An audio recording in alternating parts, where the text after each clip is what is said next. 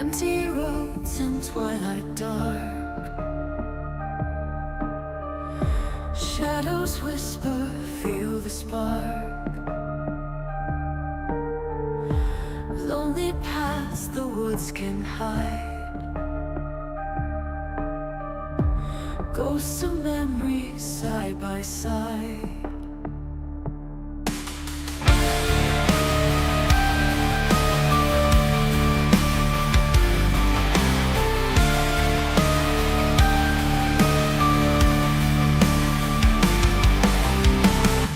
Moonlight breaking through the trees,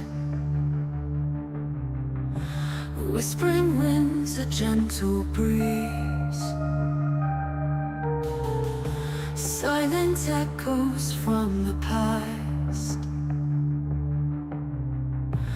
Footsteps fade, but echoes last. Moonlight breaking through the trees, whispering winds, a gentle breeze, silent echoes from the past. Footsteps fade, but echoes last. Ghosts of the backwoods calling now, lost in the night, they twist and shout. Echoes of time never fade away, in the backwoods they will stay.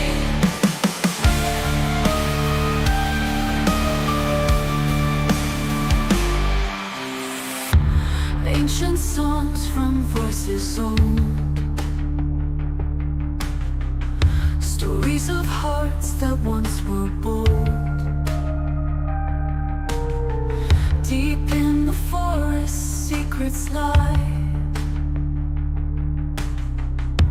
hidden tears that never dry.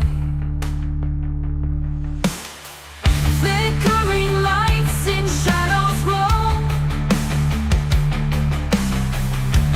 backwoods whispers lead me home. Silent specters dance and play, guiding through the night of day. Moonlight breaking through the trees, whispering winds, a gentle breeze, silent echoes from the past. Footsteps fade, but echoes last.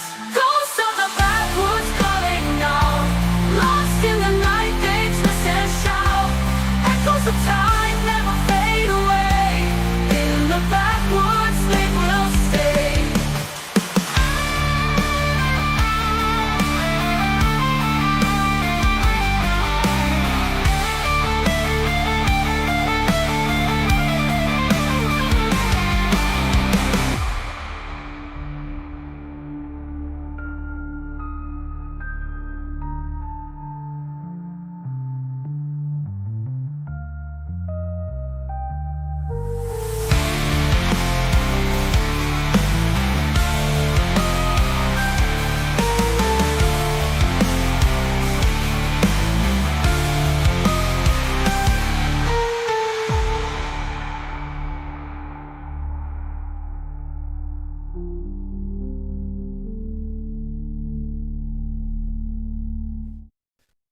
All right, let's get tunes rolling like normal.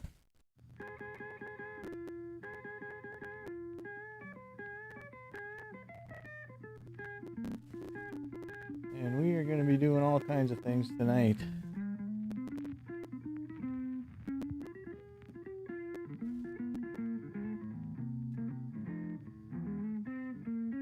I've got to get through a little bit of 2020s.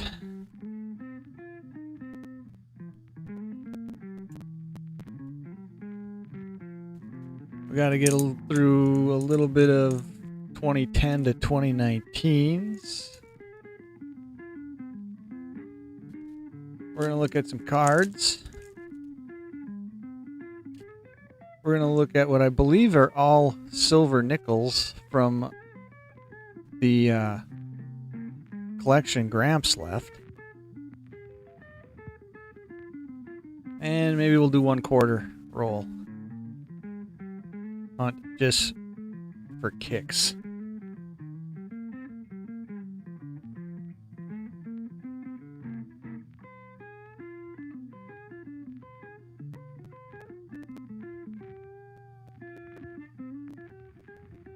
First, we're going to get into these nickels.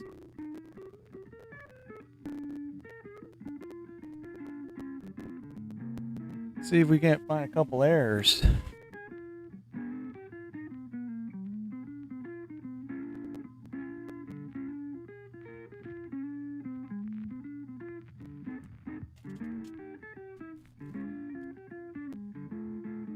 Like I said, we're going to get through this bit of 2020s.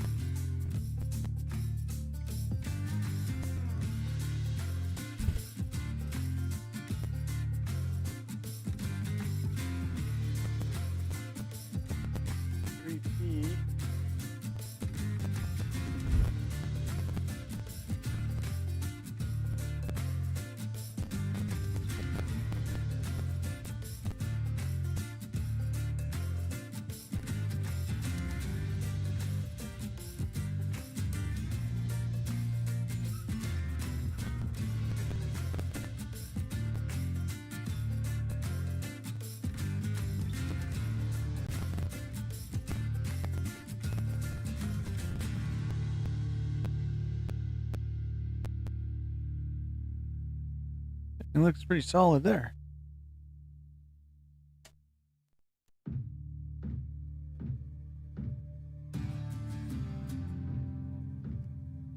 Investable. What up, my man?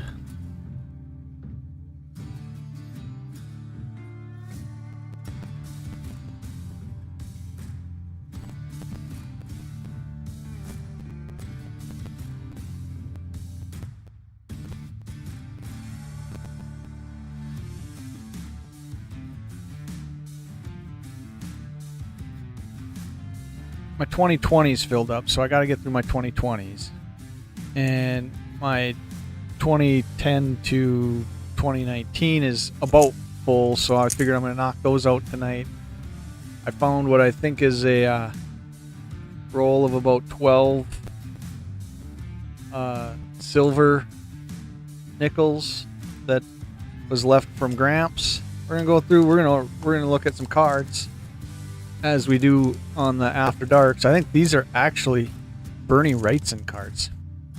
And then this is something new from who makes these, Skybox. But first thing first, we're gonna do a little bit of air checking.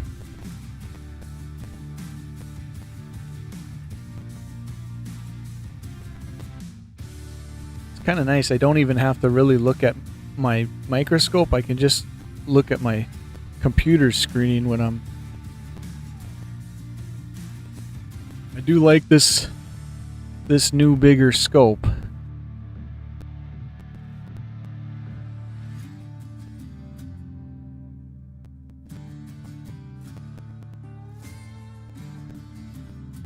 I think our best bet for hitting anything on these newer nickels tonight is going to be probably some die chips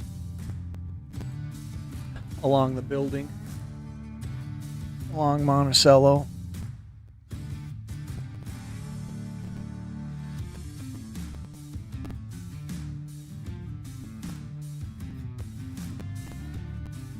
Maybe an occasional double die. I don't know. How's the week been, investable?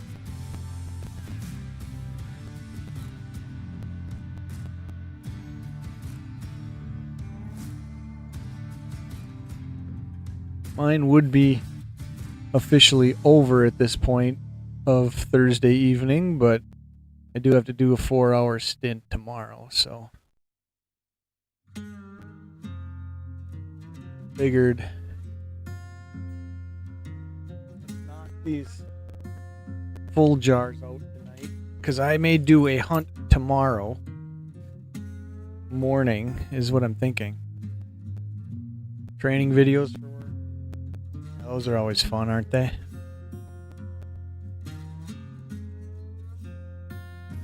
Only got 30 more to go.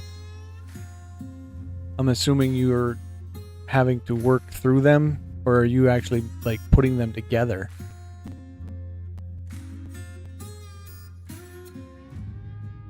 Started with 90. Well, then I would say you're doing pretty good.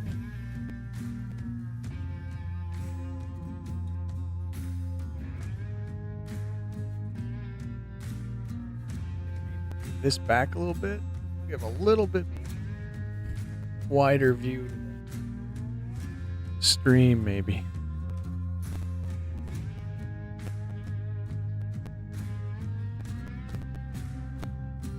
Shouldn't actually take too long to get through these small jars, especially these newer ones that anything are gonna stand out.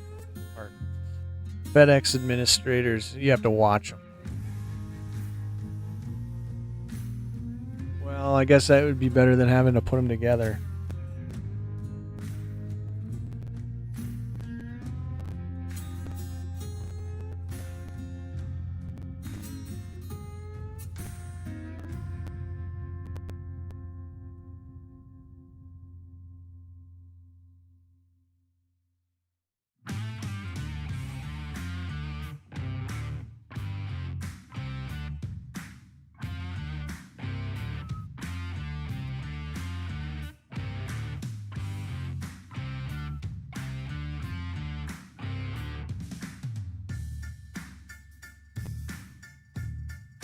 Spinning my little oh,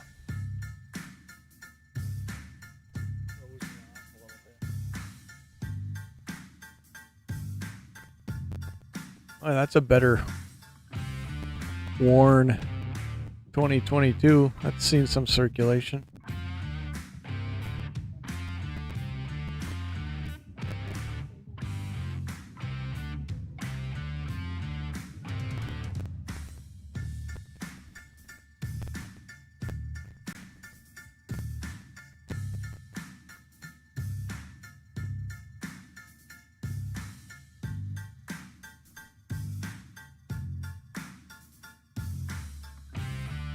Like maybe some double striking on Monticello there.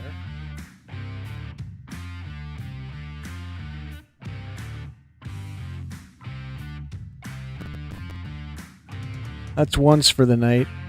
I'm guessing that's going to happen about 3 times.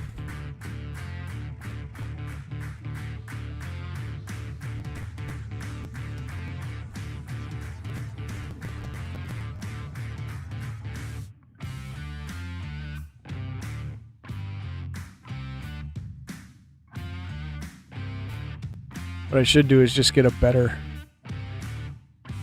mount for the phone camera when I put it there.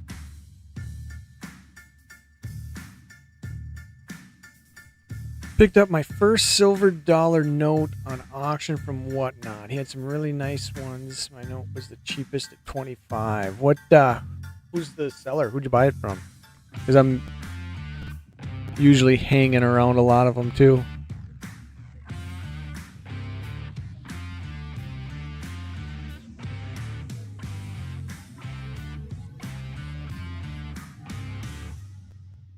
I gotta grab my nickel bucket here that all these are gonna go into if I don't save them.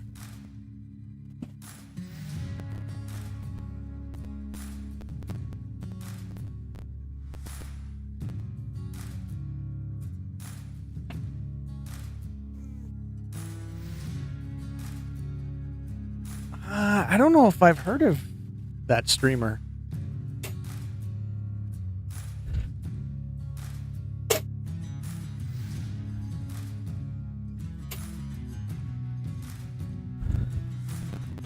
I was just thinking earlier today, I'm like, you know, I probably should jump on and do a couple Whatnot streams just to move a card or two. Oh, he's okay. He usually does jewelry. I don't know. Maybe this weekend one night I'll jump on and do a Whatnot. Try to move a couple cards.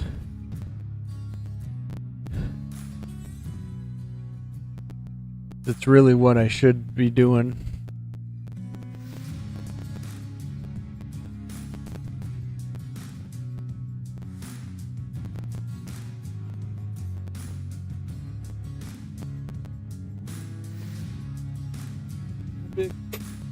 Big chips.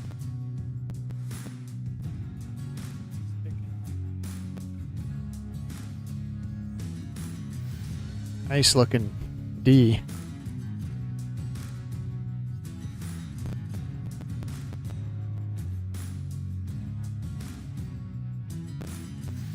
Well, since you're always the first one in here, I'll have you give me my audio check. Thumbs up.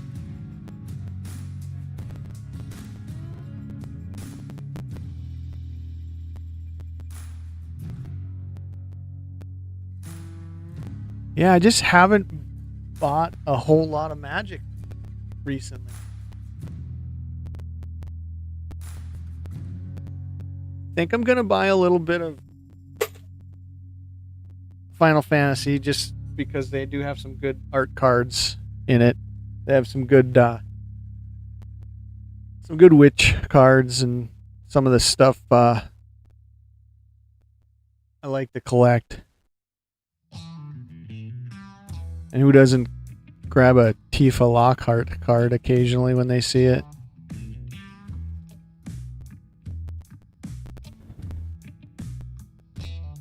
Sound good as always? Okay, perfect.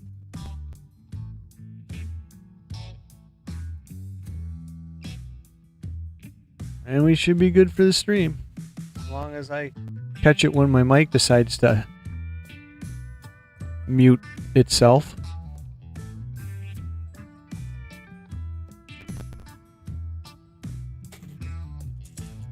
We'll work through half of this jar and then we'll open some cards.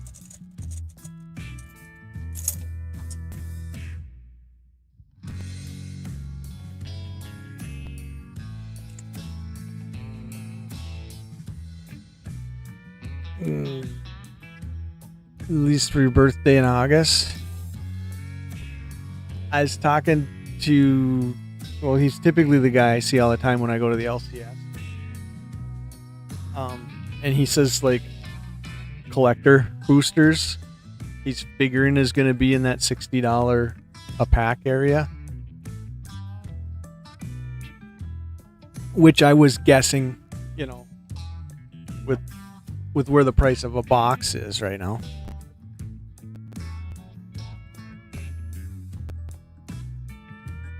And I am a fan of collector boosters.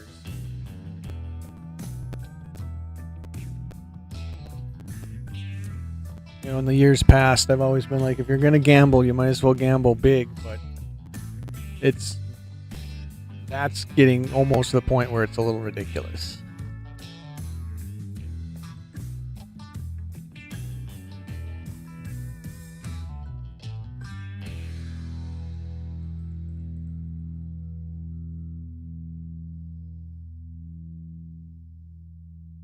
I probably could be giving these quicker looks than I am, but that's okay. If I end up sitting on for 4 hours tonight, then that's what we'll do. I haven't had so much bad luck with the curling and stuff.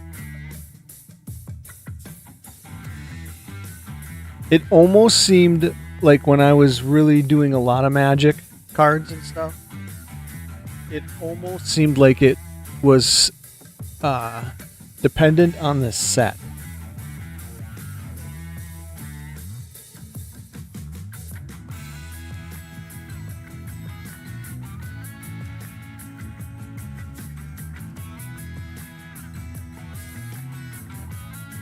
Some sets would be really good, you know, with the foiling, and some sets would be terrible.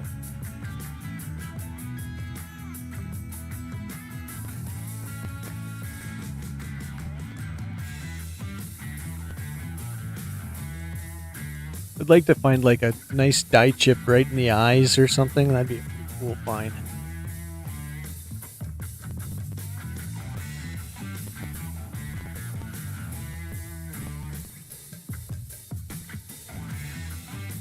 I put that 1907 up in the corner as the find of the year. And I figured it'll be kind of neat to kind of keep whatever I think the coin that deserves that spot is for the year. And then if we hit something that we think is better, we'll switch it out.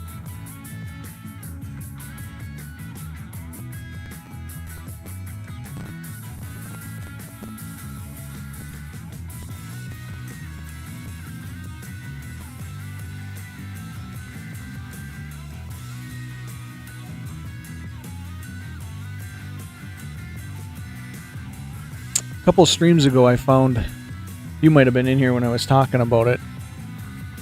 I found a nickel where the eye right there in the middle of Monticello was completely gone. It was like a struck through grease or something, where it just didn't show up on the strike.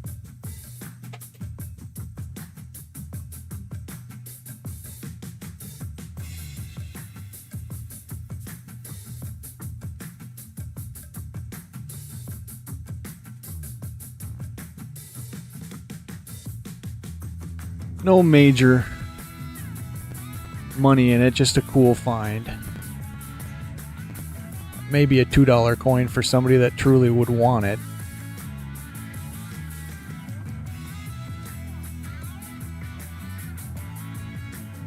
I think if we're going to find something tonight, it's going to be a die chip on the building.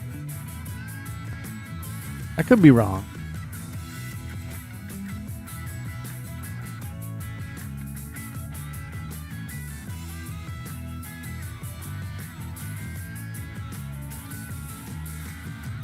Bundles are cool.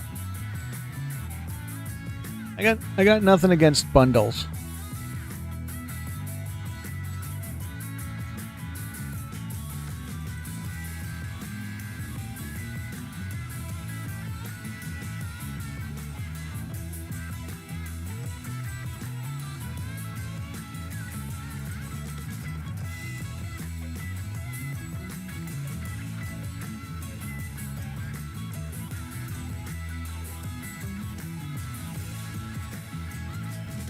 Scope a 2005 nickel I found the other day. Easy to store cards by sets. Yeah, you are right.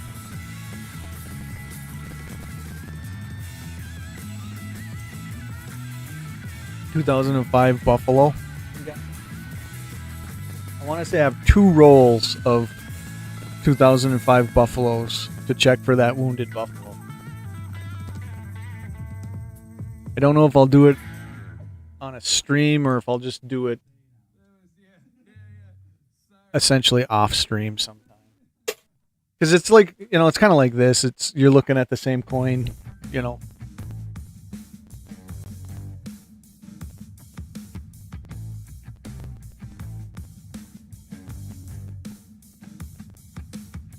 But if you're saying 2005, I'm guessing it's the Buffalo on the back, on the reverse.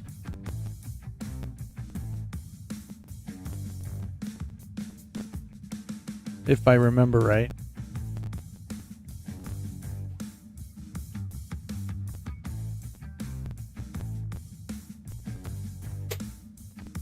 Alright, we'll do another 10 coins and then we'll look at some cards. Unicorn Air Die Chip Extra Horn.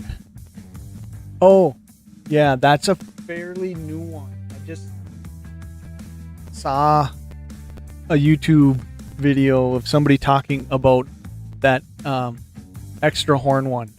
It's like I said, it's a fairly new chase that's out there for the 2005 nickel on the Buffalo Reverse. So yeah, I know what you're talking about.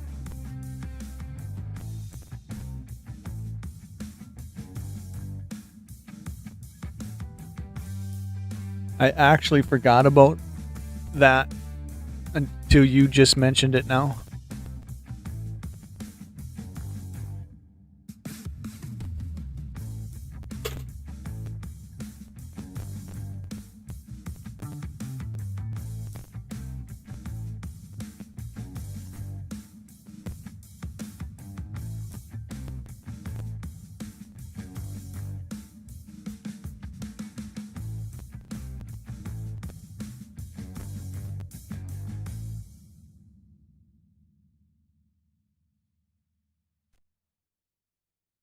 I always go to the left side of the building first for some reason, because that's where I have found a lot of my die chips.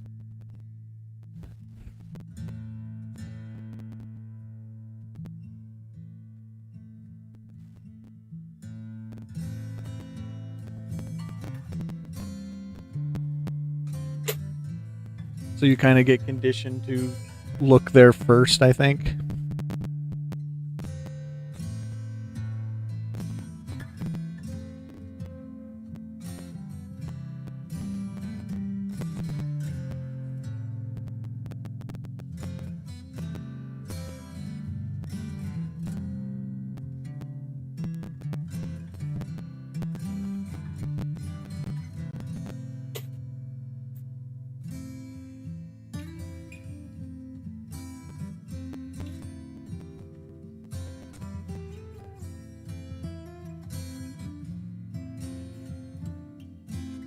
You need to find like I said, on the obverse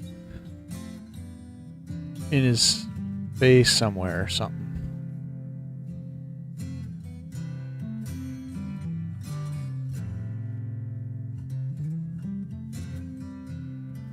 But on these newer ones, I like to just kind of burn through them and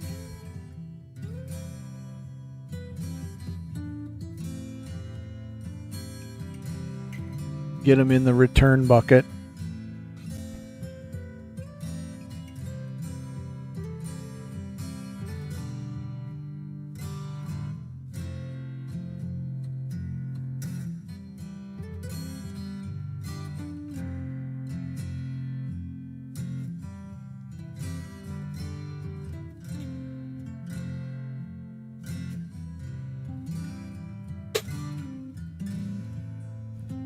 So what are you up to this evening then?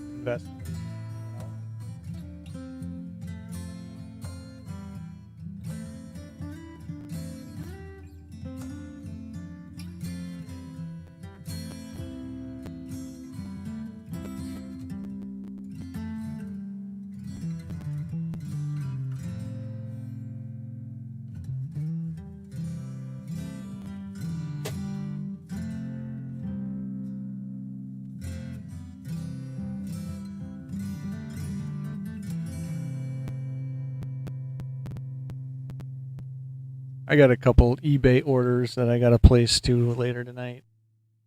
After stream, I got a couple things on my I want list.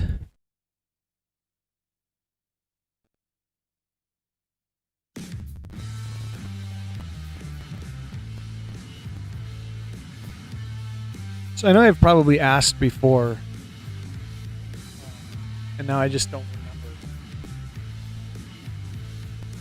What is drive time distance for between me and you? Is it an hour?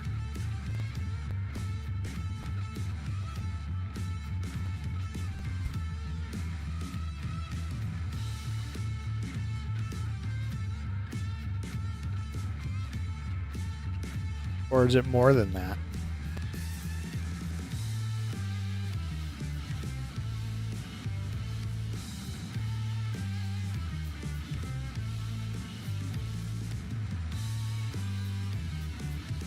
Is it really 3-ish? So for me to get to you is actually farther than me going down to Minneapolis? I wasn't gonna guess that, I guess.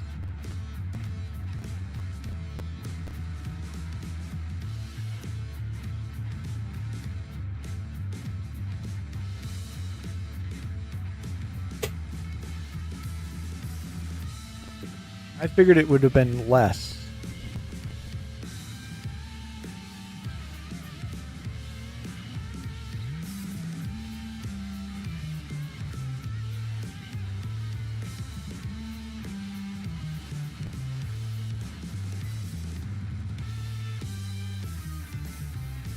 It's 4 to get the city, so it takes you 4 to get to the cities. Okay.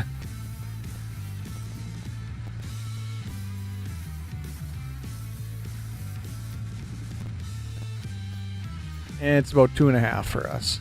And 4 to Fargo.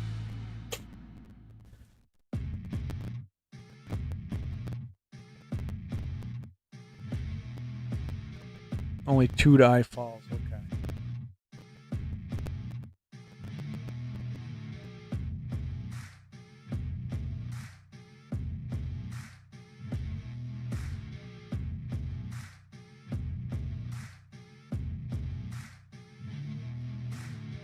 Not coming across.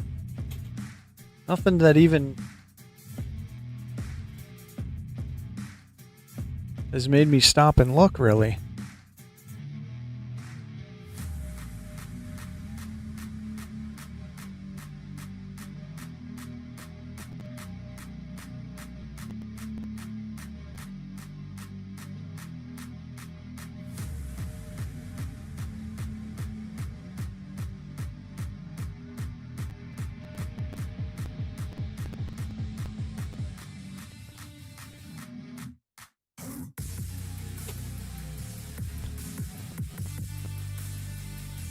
I should keep them semi like in order as I'm going through them, because I think it was Coach's Magic a couple streams back.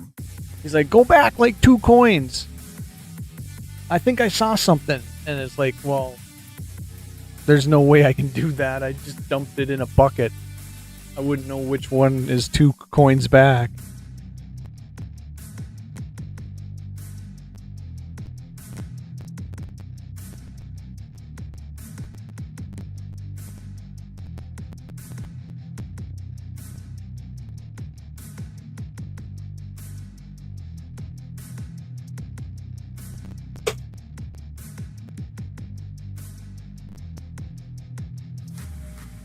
Were you in here when I was talking about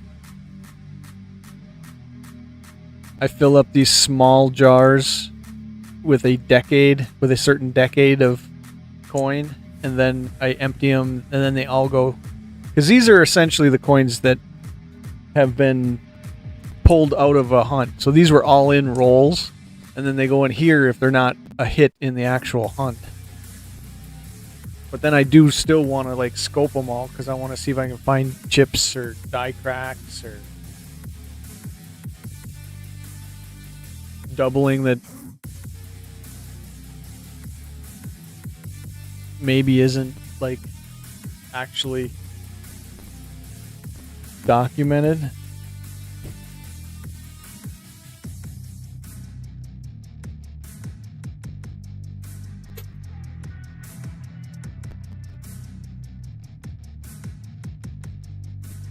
So I guess at some extent, every coin that I hunt ends up under this scope. Whether it's considered a hit in the hunt and it gets the scoping that stream, or if it goes into a jar and then it just gets scoped when I want to empty the jar.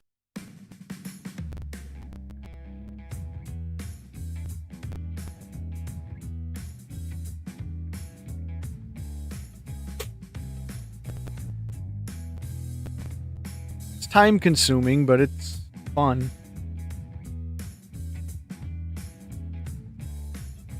Because it is cool when you do come across something, you're like, oh, look at that, there's a die chip on the bill.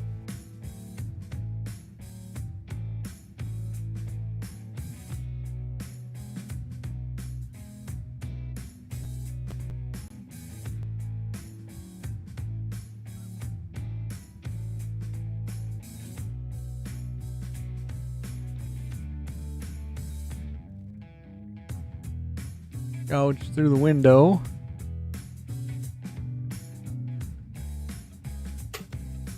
Alright. We'll do 2 more and then we're gonna open up a pack of cards. We're gonna open up that. What I think is that Bernie Wrightson collection.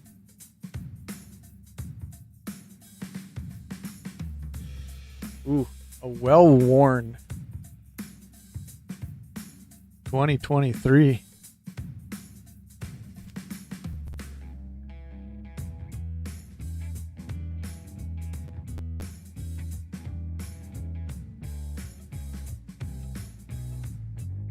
Both sides too.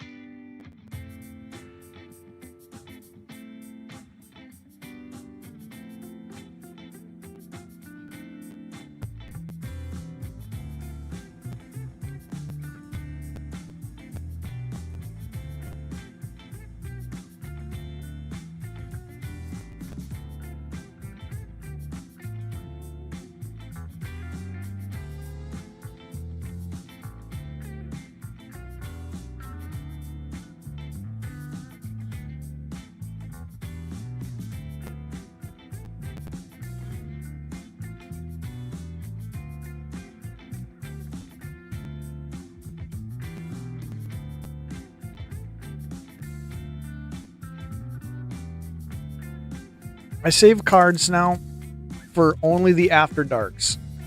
So, yeah, I just caught it. I'm muted. I save cards for only the After Darks now. So if you see the stream is like a coin thumbnail, it's just going to be completely coins. But these After Dark streams are where I'm just going to kind of go all over the place. It's going to be cards if I got them, maybe some comics and stuff. Just not going to be as coin focused, if that makes sense.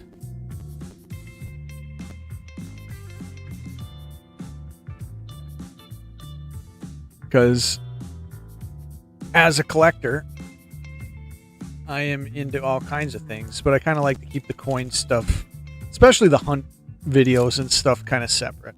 So this was an antique shop buy. Top card is a Bernie Wrightson card. So I got these cards for $4. Let's see, they're gonna focus. I don't know how many. 60, 70 maybe. And I'm thinking they're all gonna be Bernie Wrightson art cards, which would be very cool because I think the back one is, yes, the back one is also a Wrightson there in the lower right corner. And that one's actually a 1993, so these might be kind of cool. So I think what I'm going to do is I'm going to go through 10 cards. We'll take 10 cards off the top and then go back and do some more coins, come back and do another 10 cards. I'm kind of hoping, I'm almost assuming most all these are going to be Bernie Wrightson art cards. Which, from the comic side of things, I am a Bernie Wrightson fan. He did a lot of the artwork on some of those early horror comics.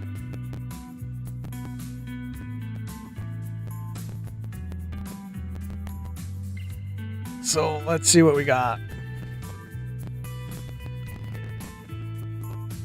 Rude Noises.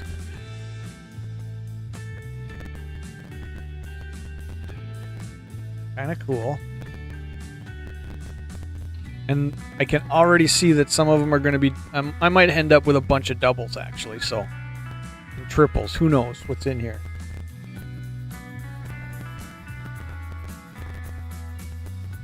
That's a cool card. I do like these Bernie Wrights and Mementos. I think the backs are all the same.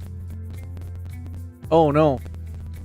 So like the back of that one essentially is some of the front of that card. So that's kind of cool. And actually, I don't think I mind getting dupes on some of these. So even if it is a handful of them. So I said we were going to do 10 cards, and then right there. Yeah, there. What was I just saying, Investable? There's whatnot opportunity for me.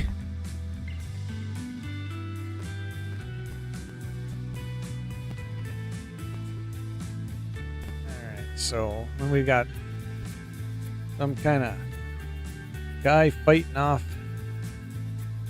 snakes and lizards of some sort. Eels, the name of the card. There's 3. Here's the 4th. Yeah, these Bernie Wrightson cards are cool.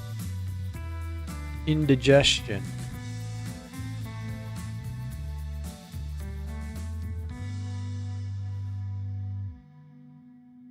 Yeah, you can just see the older style comic art in Bernie Wrightson. Storm Drain. There's a dupe. There's a dupe. I think a lot of these might be dupes, but that's alright. Oh, here's a cool one. Oh, it's the Frankenstein checklist. Line work is amazing, yeah. Yeah, let's do a couple more, then we'll do a couple more points. That is a one big tortoise. Snapper attack. I think this was well worth the $4 buy. Stegosaurus. And we got 2. We'll look at this one. This almost looks like the... it says up for air. Lizard guy or something like that. And a couple of some girl fighting some type of fish sticks, and a couple dupes to that. That was a dupe that we already had. Here's a new one. We'll look at this one and then we'll do coins again. I think this is from that Frankenstein. At least that's the abandonment. Kind of black and white, kind of. I can definitely tell we're going to get into some different ones. So, all right, let's do some more coins, and then we'll come back and maybe do this skybox of Masterpiece. This is Monster Edition. Find monster matchup cards in a rare gems parallel numbered to 99. I think I had a Sasquatch numbered to 99 that actually sold on Whatnot. Oh, probably a month ago.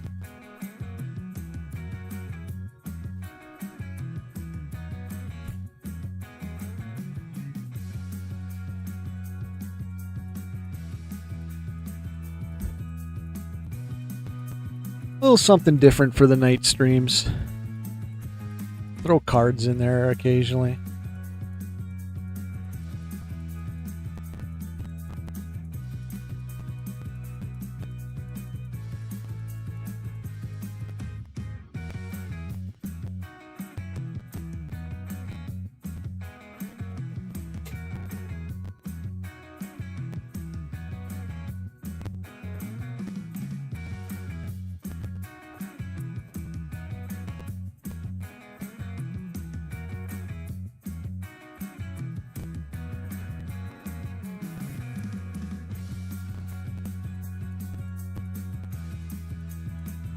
I'm a little disappointed that I haven't hit the die chip yet.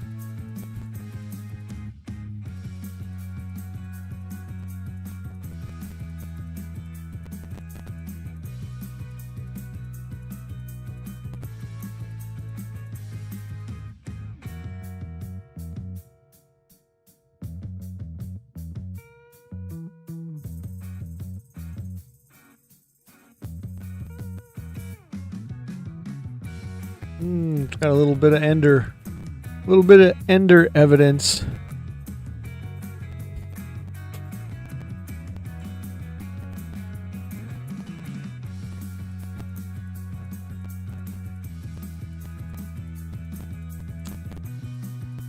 Yeah, like I said, probably we'll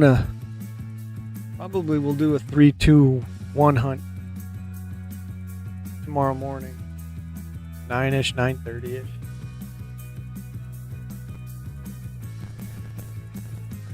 But I think we're gonna crack a roll of quarters tonight just for fun.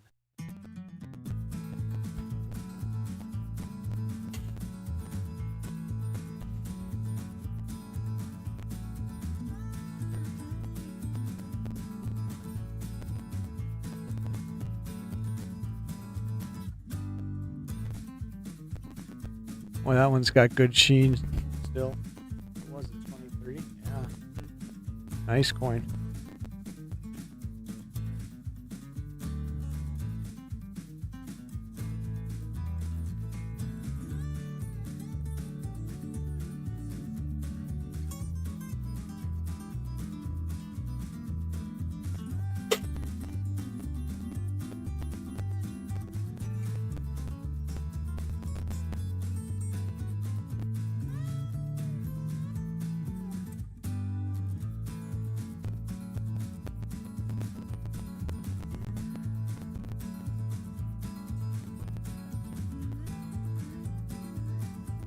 Got to hit a die chip at some point. We're getting down to the end of this 2020 jar.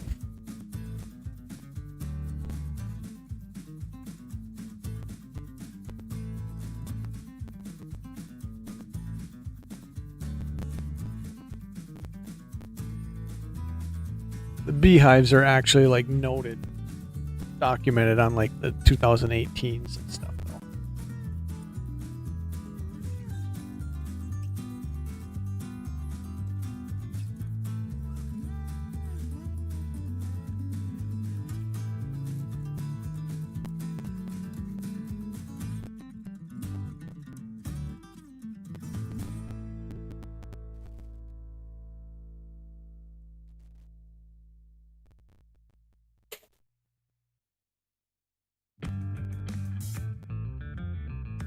What time is it? 10? 10:15?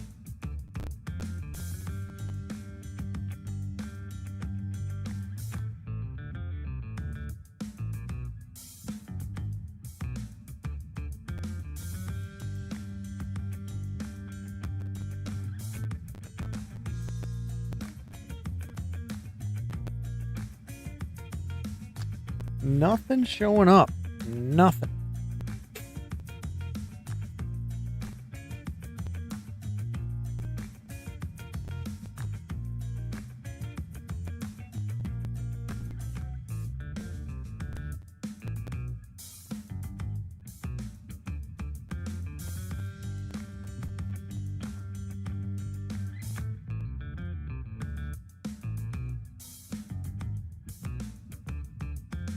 I don't know if I've really heard of the die chips being too prevalent in the 2020s.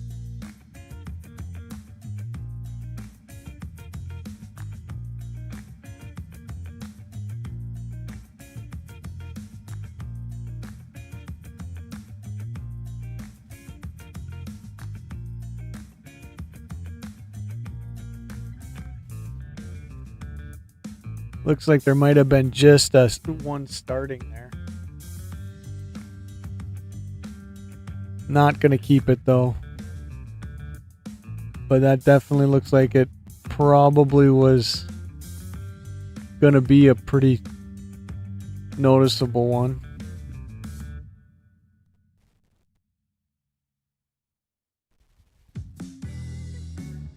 but never really developed.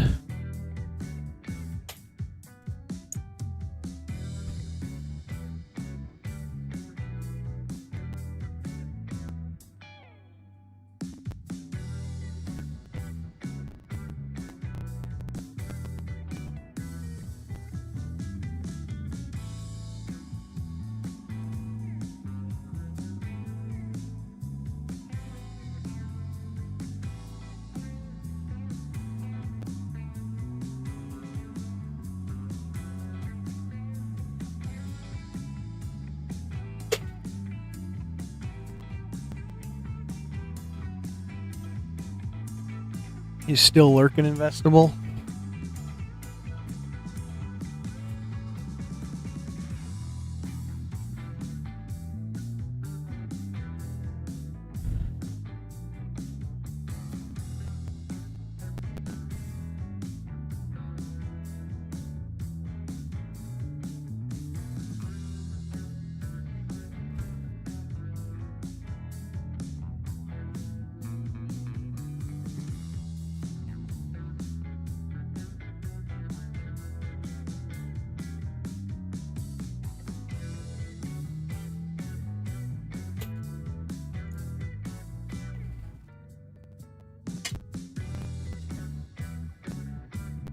Yeah, just lurking in the background. I do that with a lot of streams too. Like I'll be sitting here doing something at the office or on my desk, and I'll have somebody's live just playing on like the big screen here that's off to my right. You know, won't be real active in chat because a lot of times I'll be doing something else on my computer screens. But I'll just be like, I'll be in the room hanging out, lurking.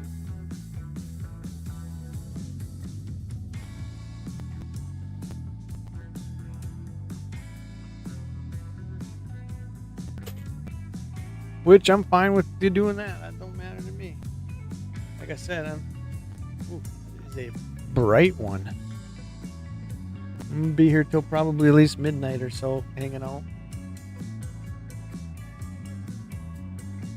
This one's still got a lot of nice sheen. Ooh-wee.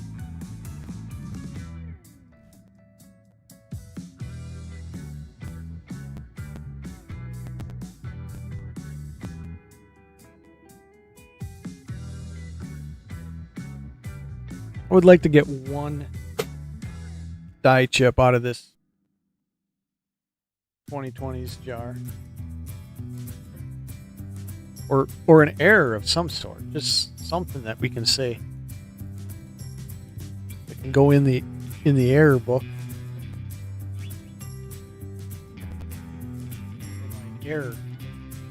Error album.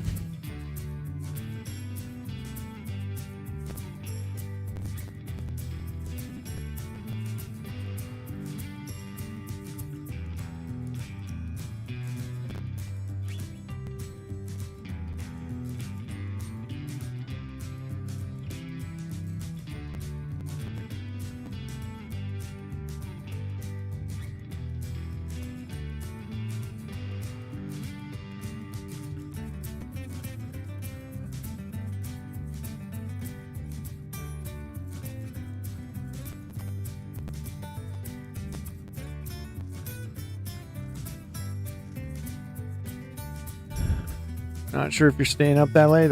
Well, I appreciate you jumping in when you do. Awfully cool of you. Hang out for a bit anyways.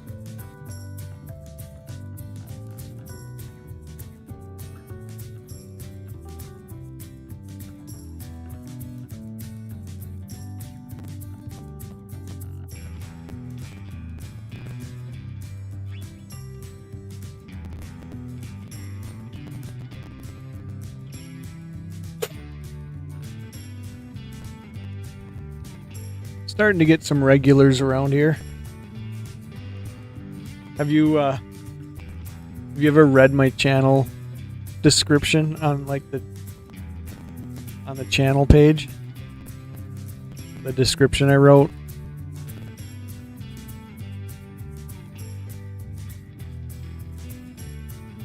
I assume that there will be a small group of regulars probably that hang out with me, and that'll probably be about it.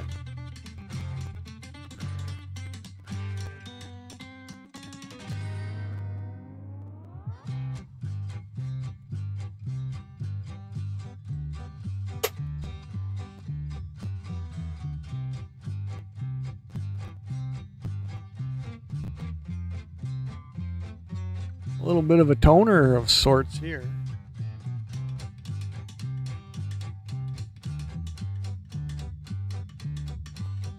Not a true toner, but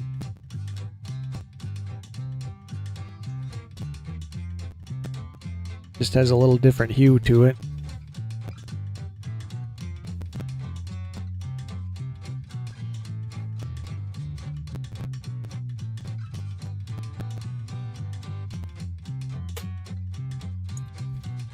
Just about through the 2020 jar. Not as much to do in the 10 to 19.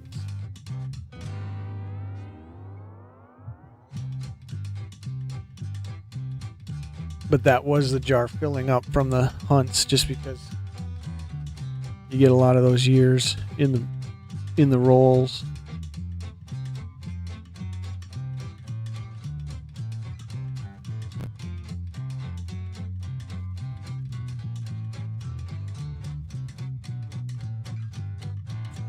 Tend to look and watch that word Monticello now, since I found that one had that grease strike.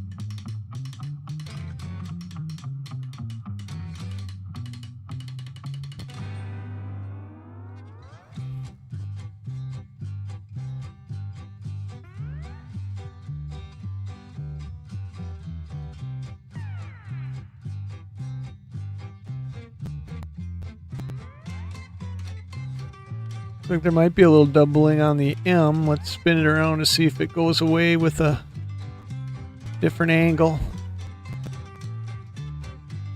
And it's not going away. Sometimes it's the light.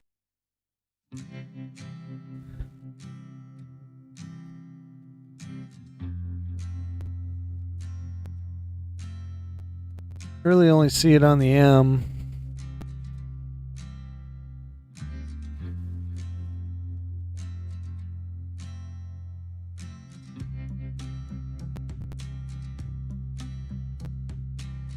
I don't think we're gonna. Yeah, I'm not. I don't see enough there, and I don't see separating serifs.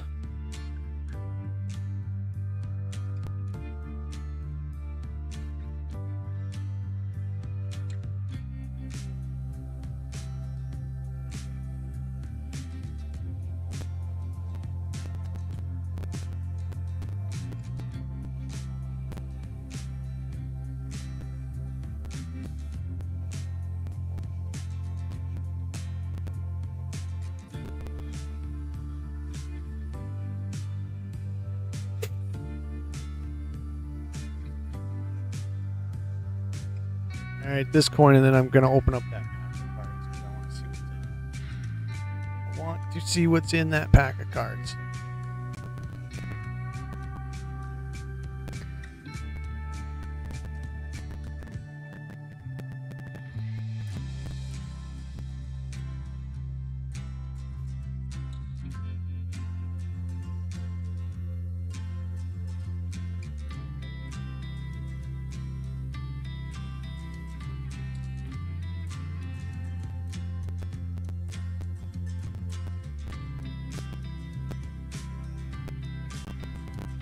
All right. A handful of 20s to do yet.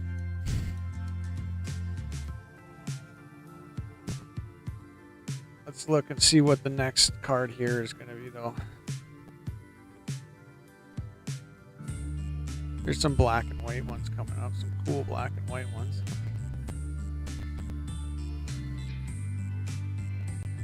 Amphibious Assault. I don't know which way this card's even supposed to go. That way, I guess, is the way the art is.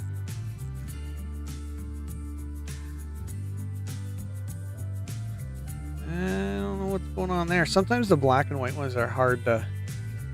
The Maw of Death.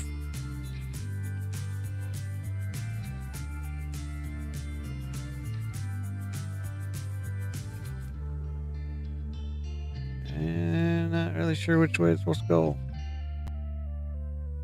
Huh. That is a tough one to figure out. It's called the Brook, so this guy's drinking from the water, I guess. I don't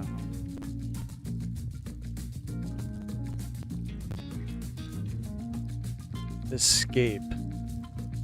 Alright, let's open up this pack. Masterpieces Monster Edition.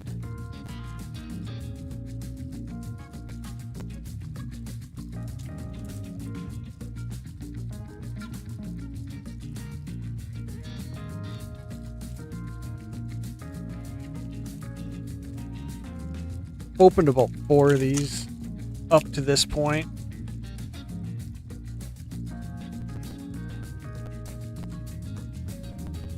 They are cool cards. I probably will continue to buy these packs. Cornish Owl Man. And they are thick cards. You know, there's only, what is there, 3 to a pack?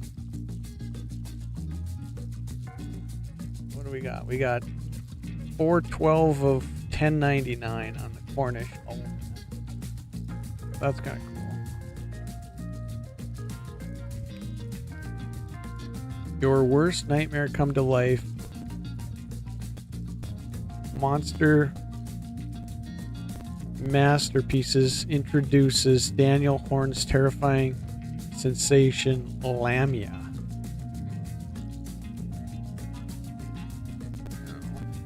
Kind of cool. See if that one's numbered.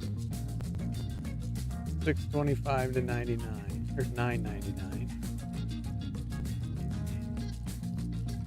Queen who lost her children with ill intent. She went after other children, and she changed for the worse. And then a Daniel Horn Typhoon. And that one is not numbered.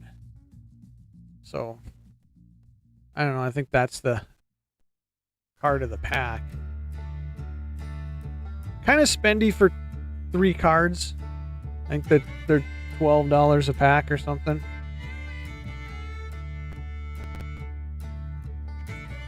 $12.99, I don't know.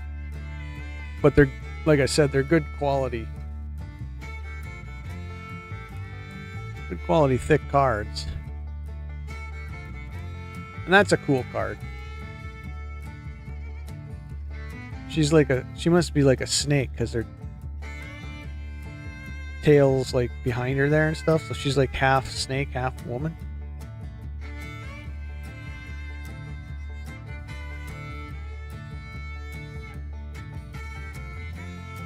All right, let's finish these 2020s quick.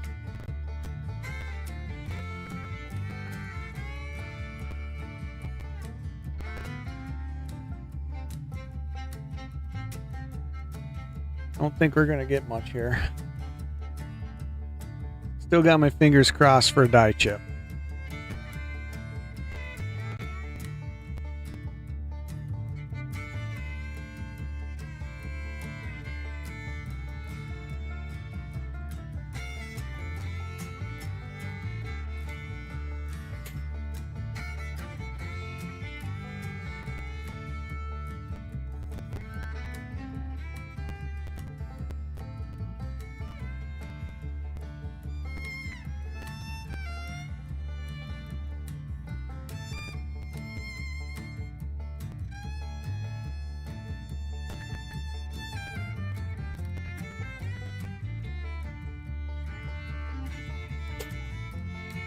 Yeah, I do agree with you, Investable, but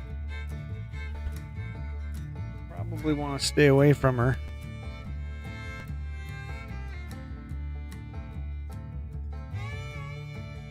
Probably in our best interest.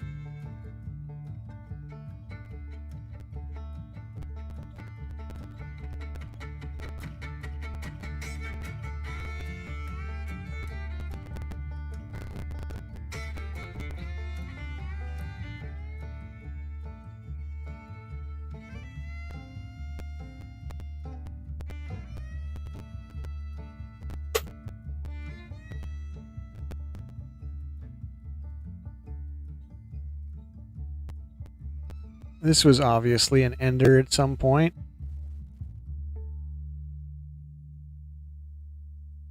Pretty consistent.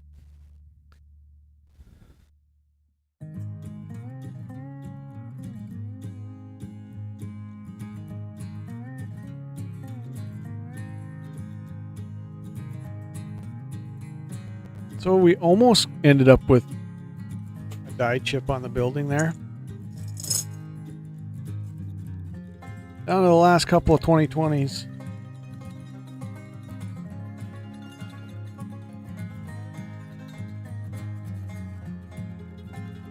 And then about a half of that of one of those small jars for the 2010s, the 2019s.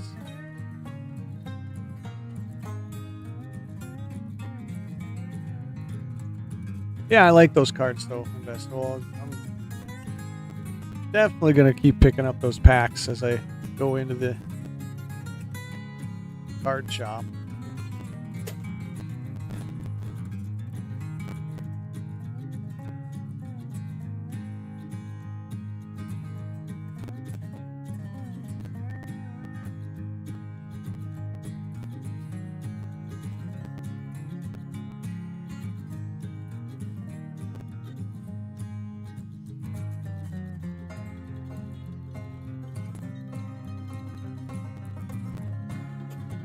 Just nothing standing out on these 2020s.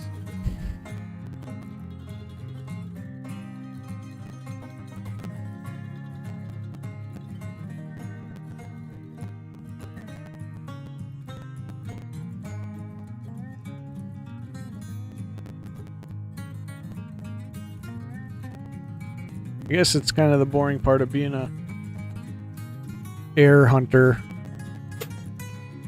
In addition to a coin roll on her.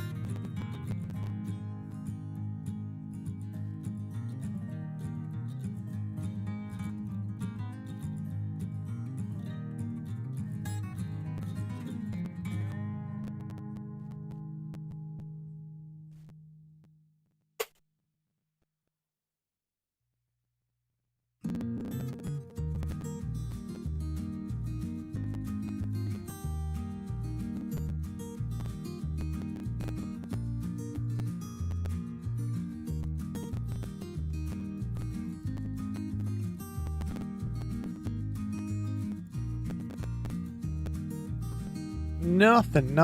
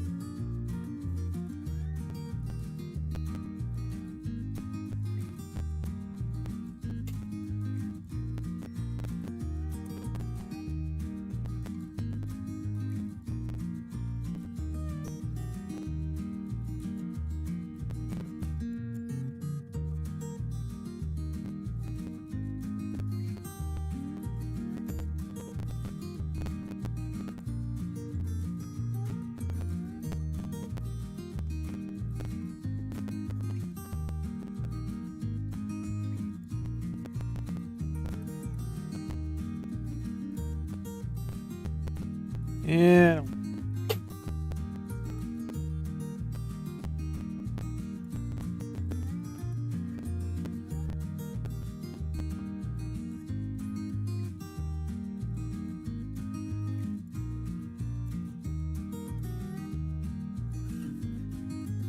Good gouge on the nose.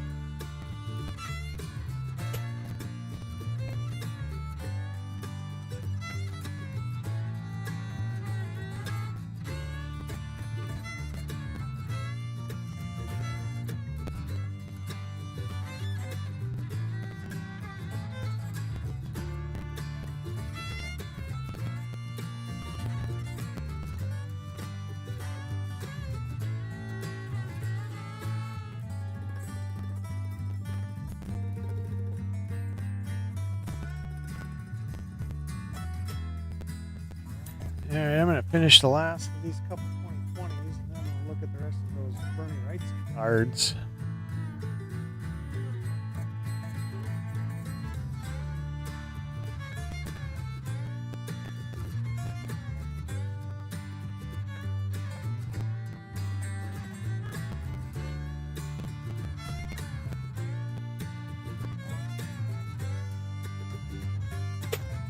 Then I might have to crack a soda.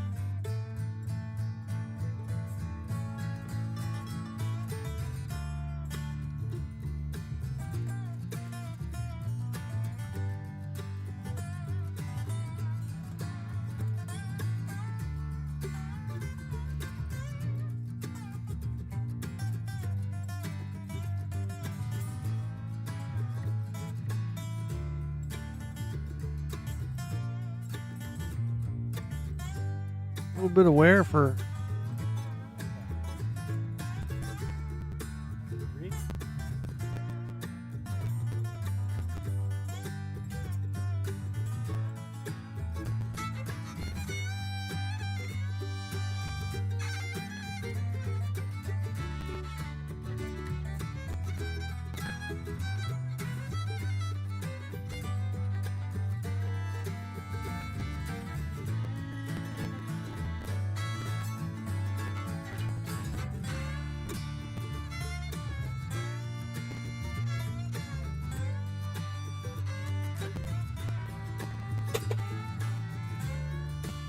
about, I don't know, 10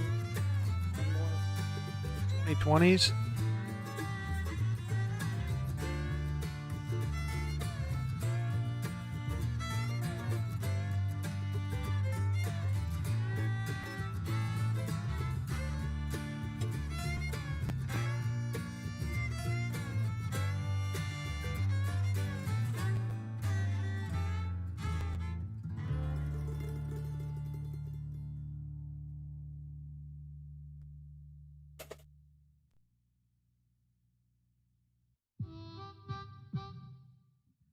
You said you do have a microscope, right? Investable. You said you had them for your gems.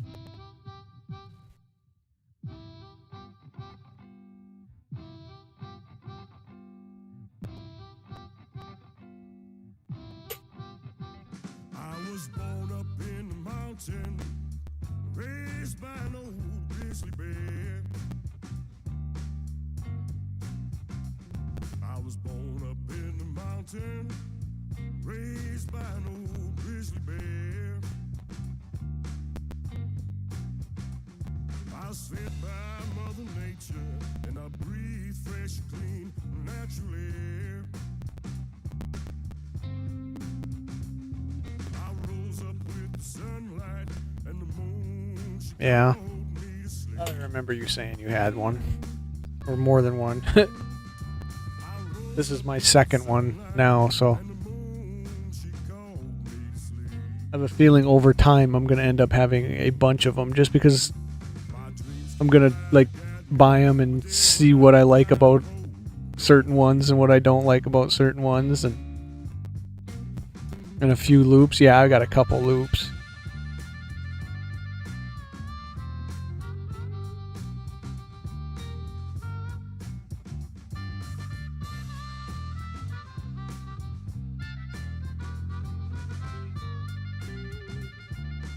So were you in the stream? Were you in the stream when I opened buying this? This jar link.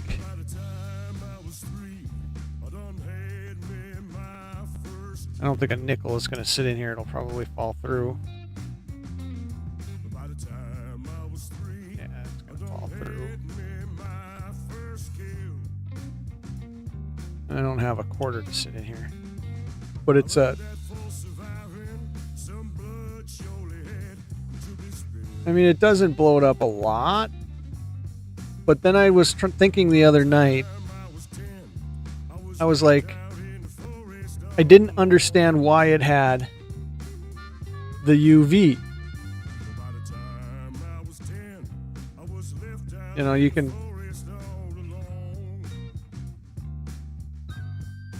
have the, you can hit it twice and it's got a U. And then I was like, I wonder if that ain't for gems. And then when I thought that, I was like, I'm going to ask Investable the next time I stream and he's in a stream if that's what the fact that you can turn it on and get UV on it. Because I don't know what I would use the UV setting for.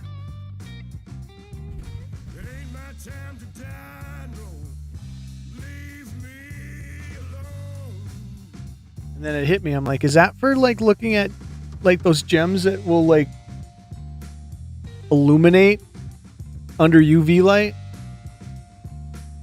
Or those rocks and minerals?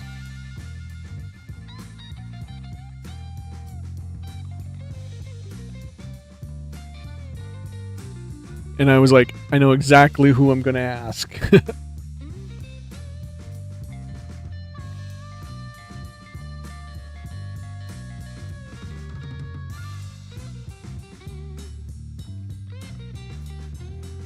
Sapphires, rubies, and some garnets. They'll have like a lighting up effect under UV light.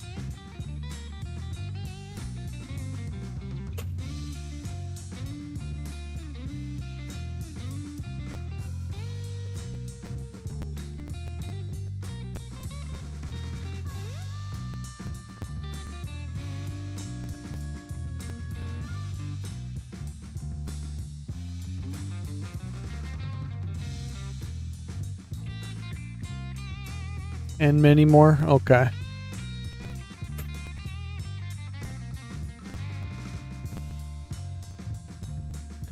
Alright, 6 more of these, and then we're going to look at those, what I think are silvers from Gramps' Left Behind collection.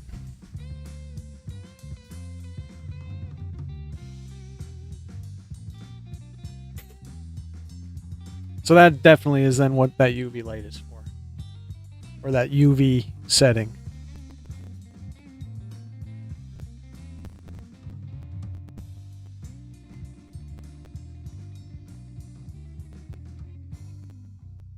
And I'm guessing that like the little measurement inside there is probably for like measuring how big a gem is or something.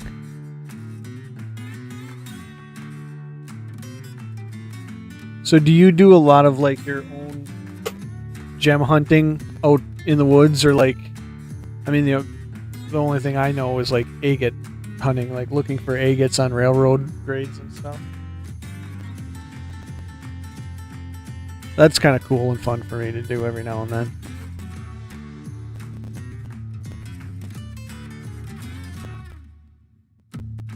You're not doing any like panning in streams and stuff where you're at, are you?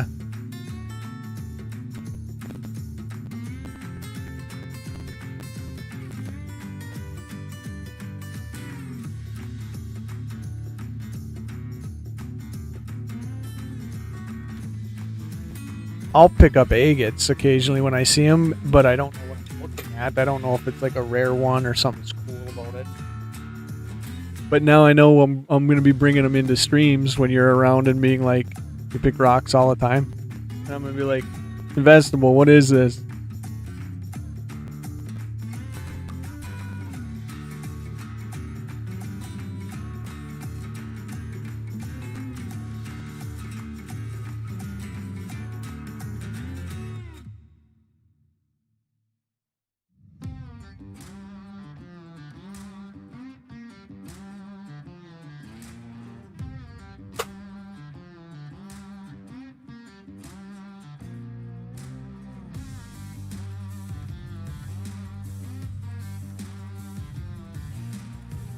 There's a guy that shows up occasionally in the streams, more so during the morning streams.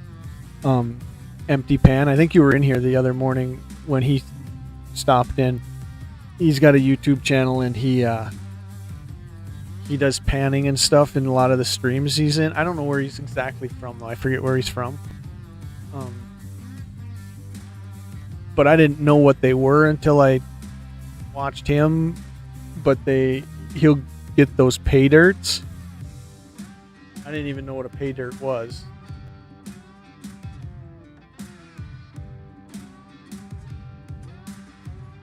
It's like a bag of dirt that there is something in it, but you have to pan it out.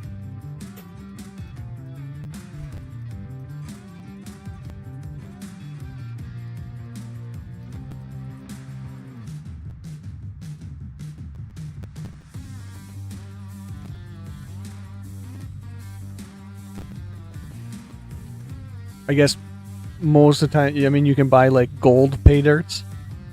Maybe that's the only thing pay dirts come in. I don't know. Nice stairs still on that one.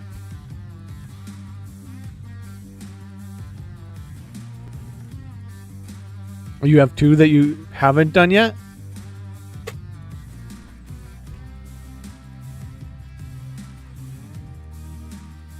I guess it'd be fun to do if you knew, if I knew how to pan.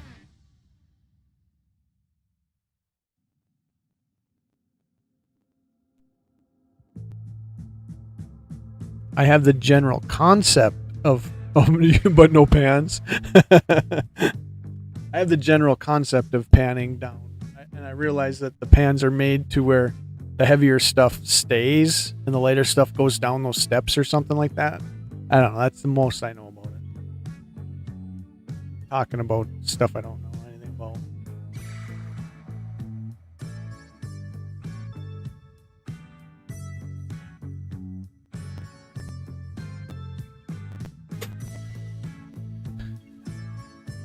Alright,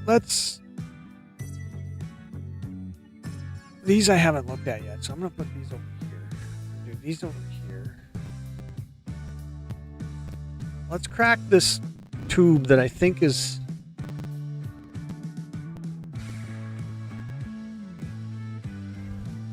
a lot of Gramps left. Maybe this is all he had. I don't know, but so the tube says this is. I pulled this out of the safe. Haven't looked at it yet. Big DPS silver.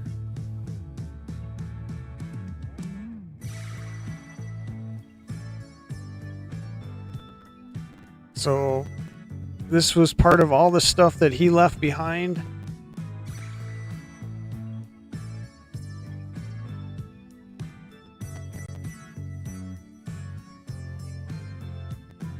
What is this one?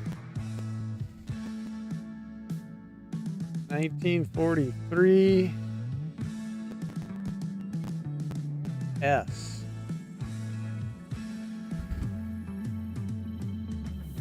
I'm gonna pull up my mintage stuff here.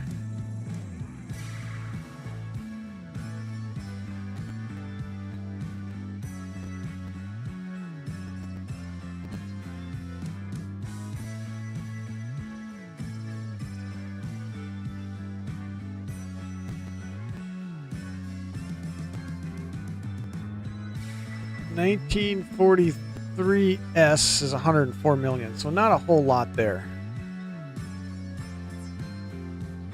Let's take it over to the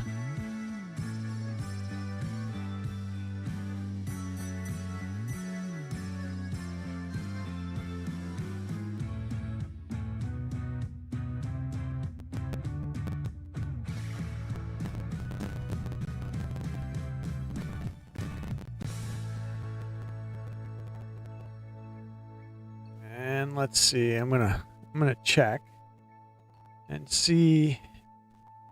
I'm gonna go to my 1940s.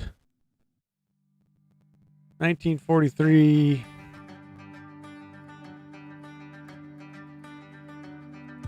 Double diavers, but these are probably going to be so worn.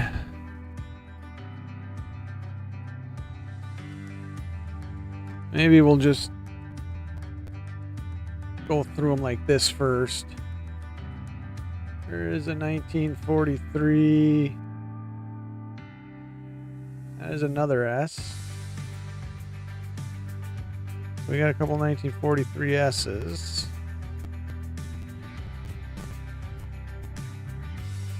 Another 1943. That is a P.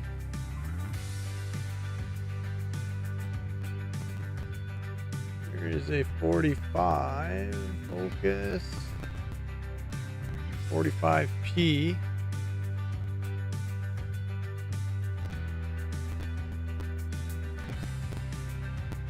There are a couple errors that we can look for after we see what is actually in here. 43, another 43P. I'm going to set aside the ones that have errors to look for. 44P.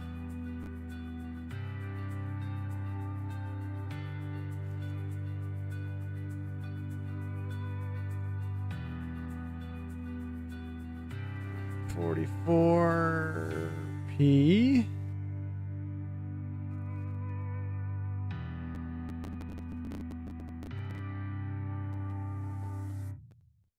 44D. See, it's 44. 44D's possibly got something on the mint mark.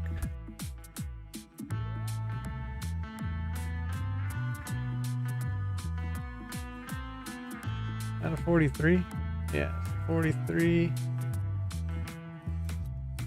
Looks like a worn P.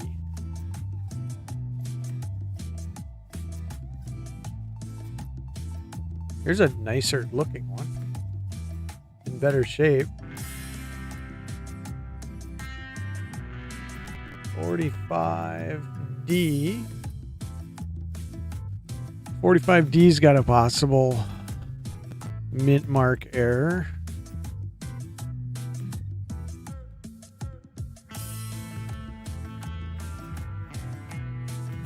$44D. We'll send that under the scope. There's a nicer 45. Oh, there's an S. There's a 45S.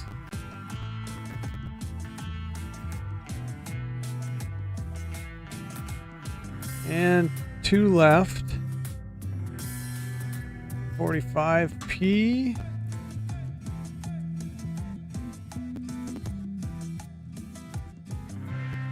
One more 43P. So let's throw a couple of these under the scope just for kicks.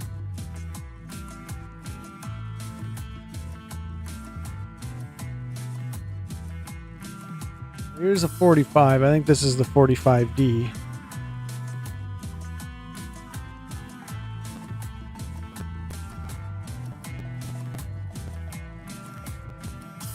Oh, nope, this was the 45S.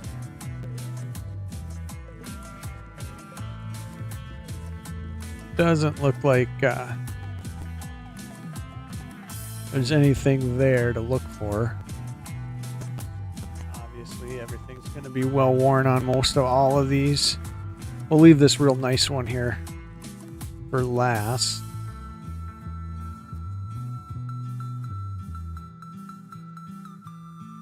So this is a 44D, so possible repunchment marker.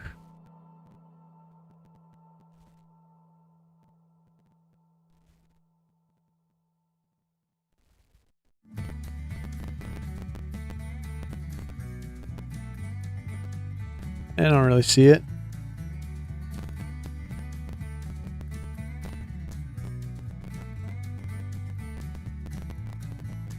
And this one's going to be a Denver 44 Denver.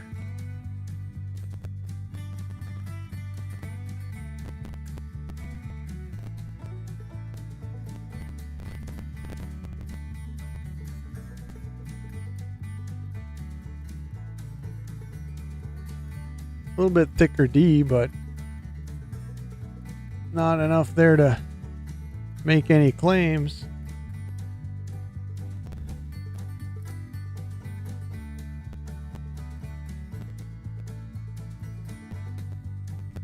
This is the nicer one. At least the one that seems to be in a little bit nicer shape. It's still got like a silver tone to it. It's not as dark as the other ones.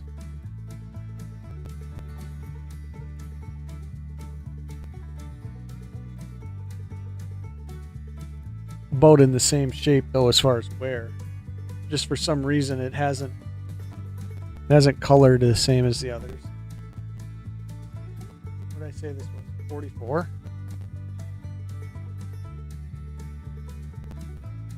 40. A lot of wear on it.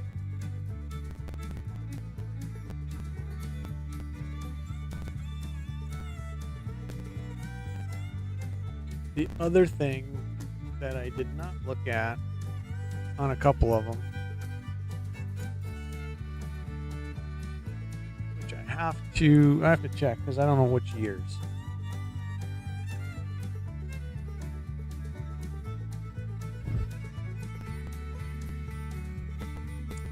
Let's scroll down here.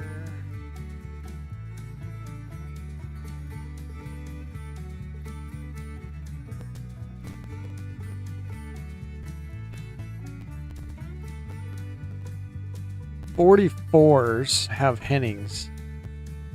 So, and I think I had a couple 44s, didn't I?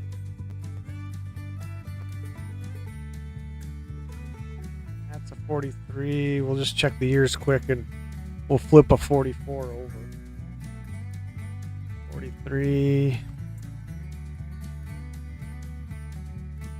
Here's a 40.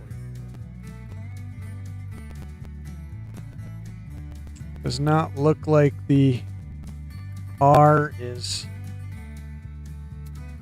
got what we're looking for.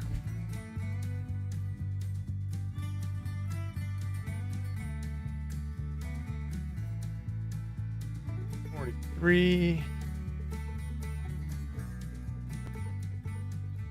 Where's my magnifying glass? I'll just do it quick this way. That's a 45. I don't know if I had any more 44s. It's a 45. That's a 45. Here's a 44.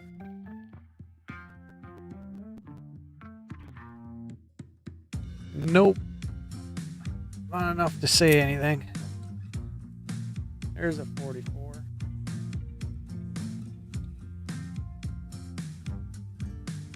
Again, I say no. Be cool to find one, but highly unlikely. That's a 43. That is a 43. Another 43. He must have come across a lot of 43s. There's another one. And another one. So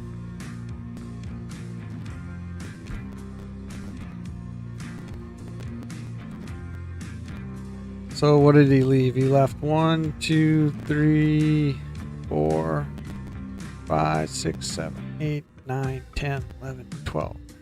So 14 silver nickels. A couple S's.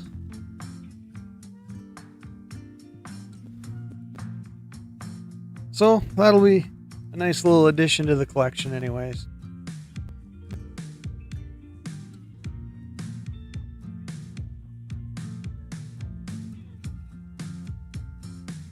Can't complain about them leaving us those.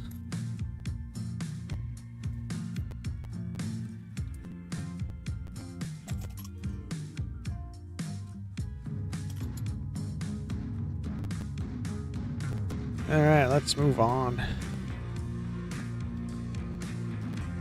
There are several different tubes like this in the safe that have to be gone through. I want to say there's a half a tube of Indian head pennies, cents, that are going to have to be looked at some point on a stream. Alright, these are the 2010s to the 19s, which I think are probably a little more prevalent in having some die chips and some double dies.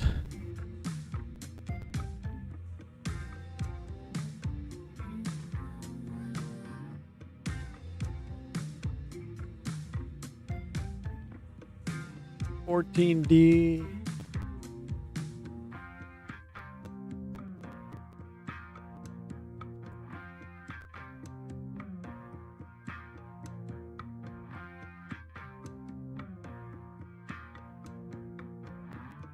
And obviously we're going to see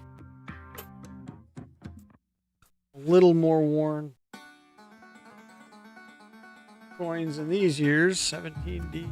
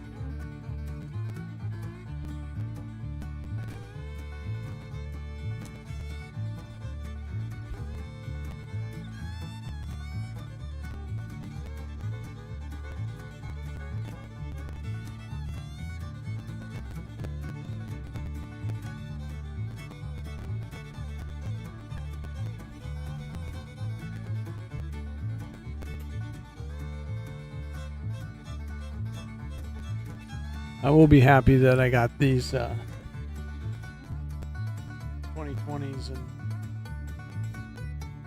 10 to 19s done. start refilling the jar with tomorrow's hunt if I get a chance to do one like I'm planning.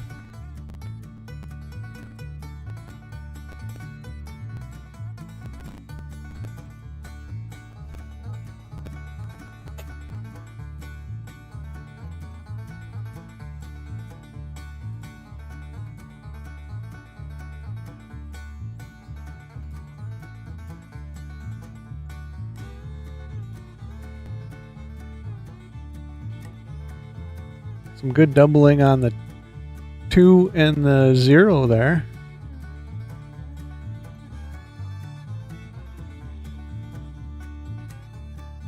A little worn, too worn to say doubling, or true doubling though.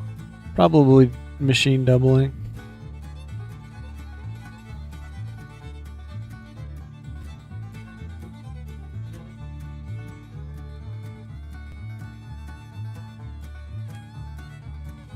Ooh, gunk.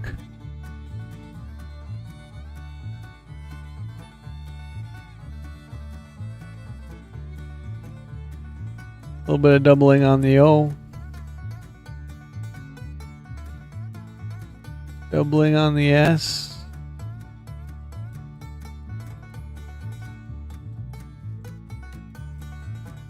I think there's some strong machine doubling on this one, to tell you the truth.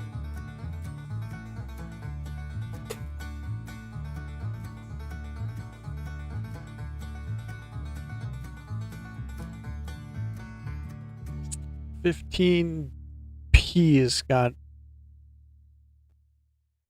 nothing from the looks of my notes.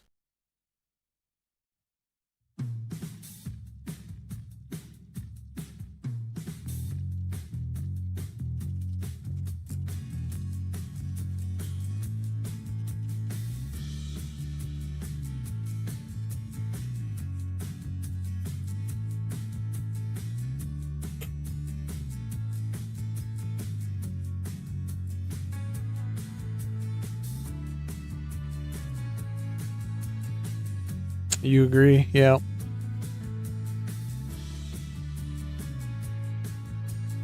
$12P is got possible window and door frame of the building double die. We'll see when we get to the back side here.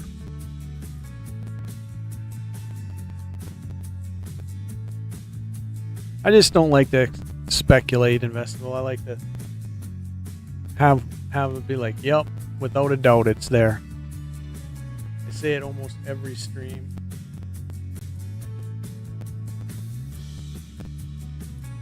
I don't want to have to talk myself into thinking that it's there.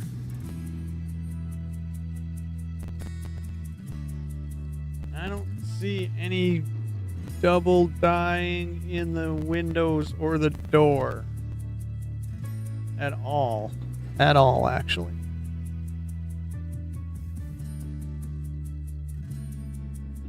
And no die chips.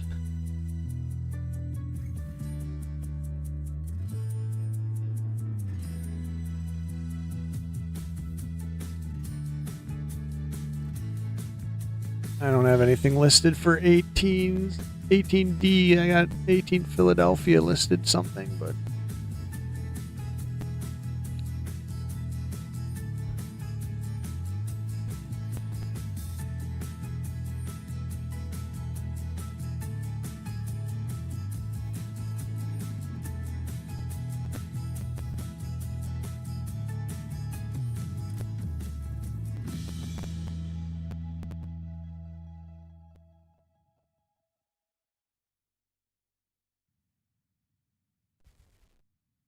there it is on the S again.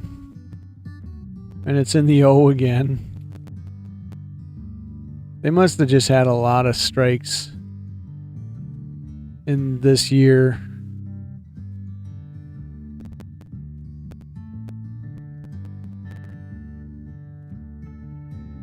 Definitely set aside and rescope.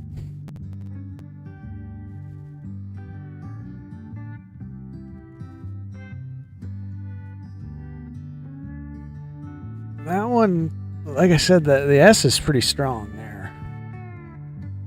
Nothing else in Monticello.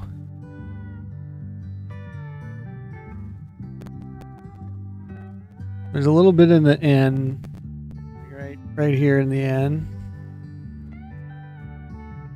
But this is almost feeling like, you know, there really isn't a separated serif there, which makes me feel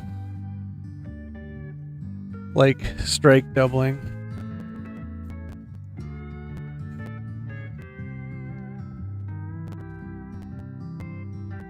$19p has a reverse main door. Doubling in the door, reverse door.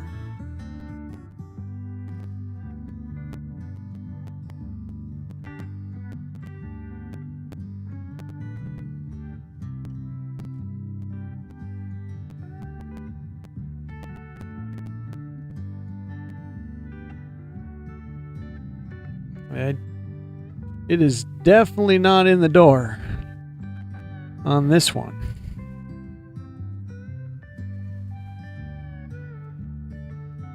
Set the last one aside. Just because, got, if nothing else, it's an excellent example of machine doubling. Another 19D.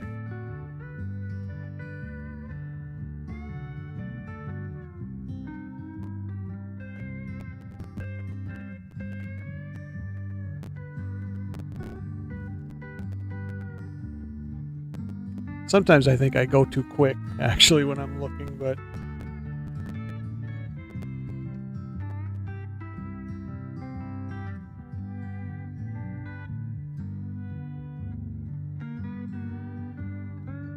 I don't see much on that one at all.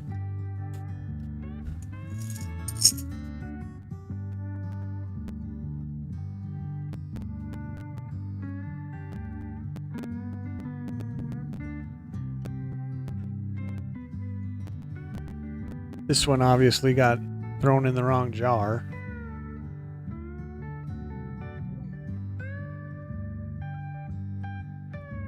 Very worn 2002.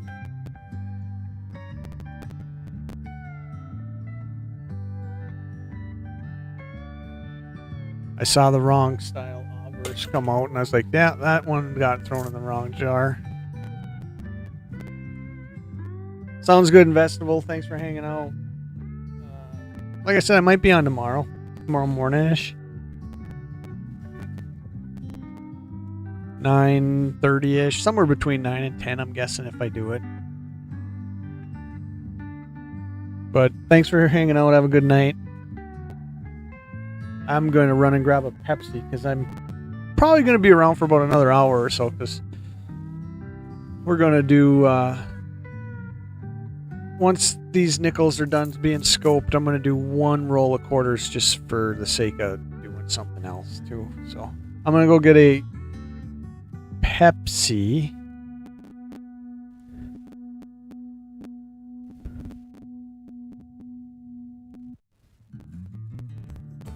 I was just wondering if I have a be right back on this scene or not. I don't believe I do.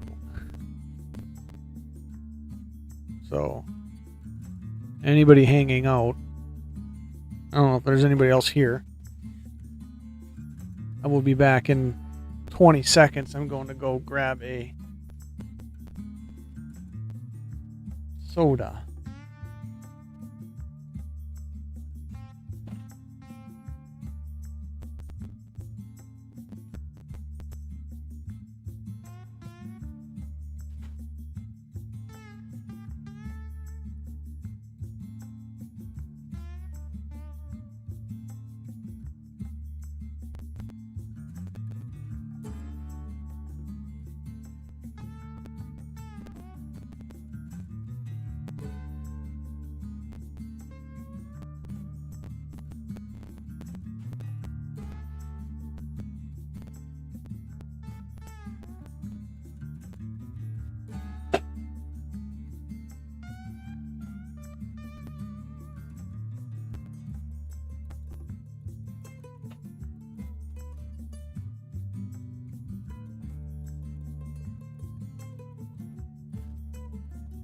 Just hitting 2 hours.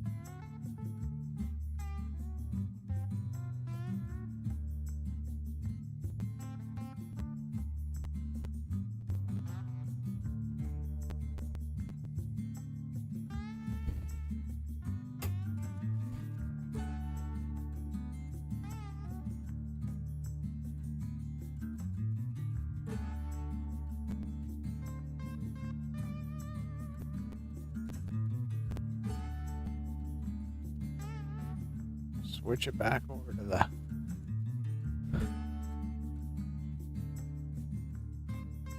right screen. That might help.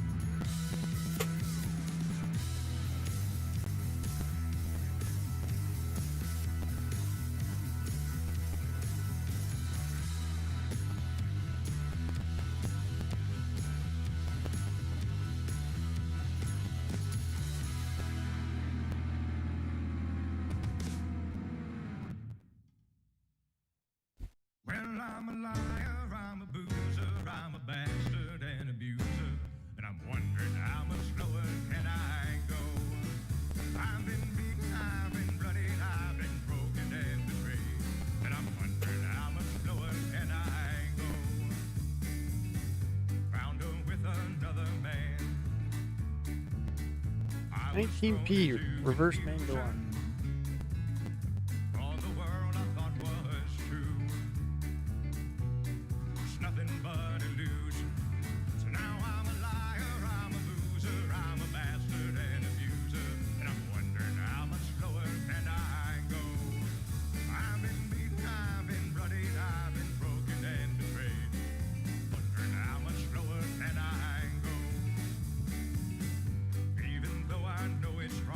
Not there though. I wish my pain upon the world. I curse the lives of lucky men. Into this hell I hope they're hurled.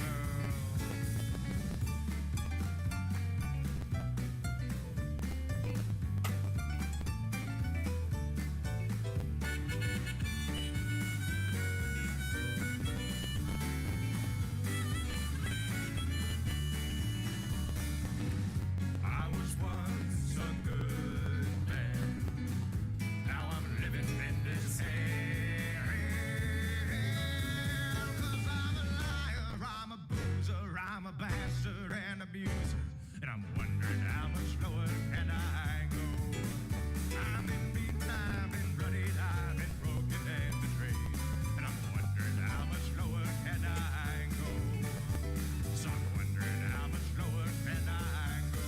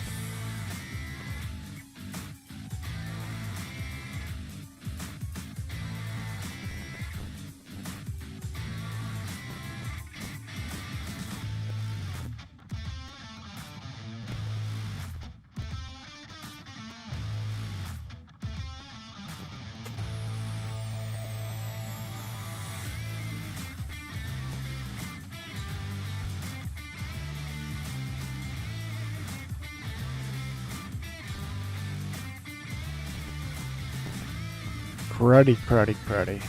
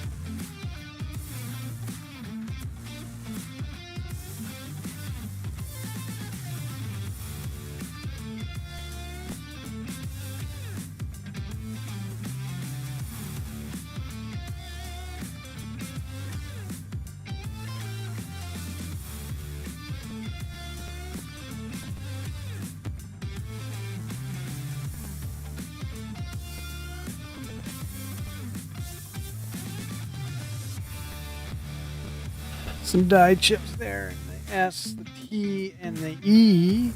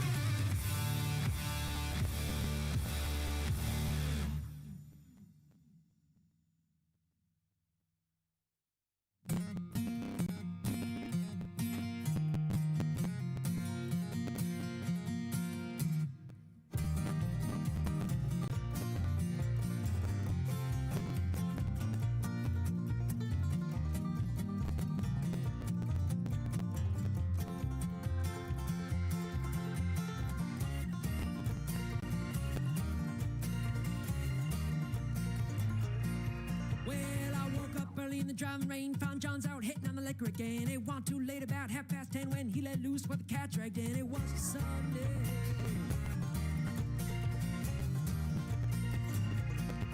And then morning came in, morning when he tried to make me pay the rent. Said, I ain't got no money for you, can I pay my way with these dancing shoes? Thought I was kidding.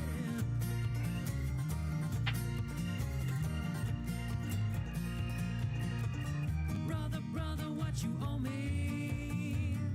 Can't count on anymore till the police come and knocking on our door. We'll be burning down the house, tear it to the ground, burn it up, tear it down, burning down the house. Well, I spent some time in a backwoods town, ain't nothing to do 'cause there ain't nothing around. Deputy sheriff ran around the block, but the streets are empty and the doors are locked. Got pretty lonely.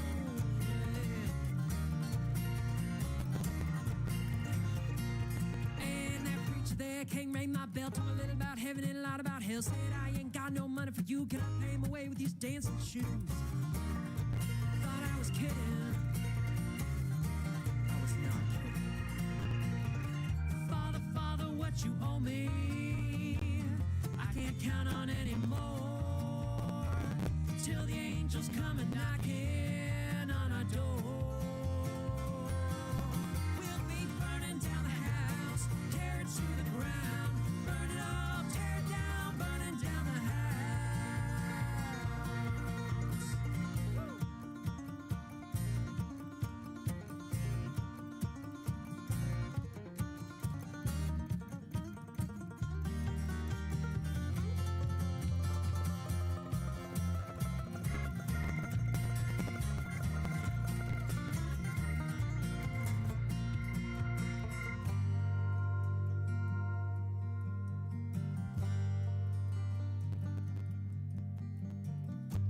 The world outside is mad and cold. You don't grow up, you just grow old. Soon it's over, so they say, but God Almighty, till that day, we'll be burning down the house, tear it to the ground, burn it up, tear it down, burning down the house. We'll be burning down the house, tear it to the ground, burn it up, tear it down, burning down the house.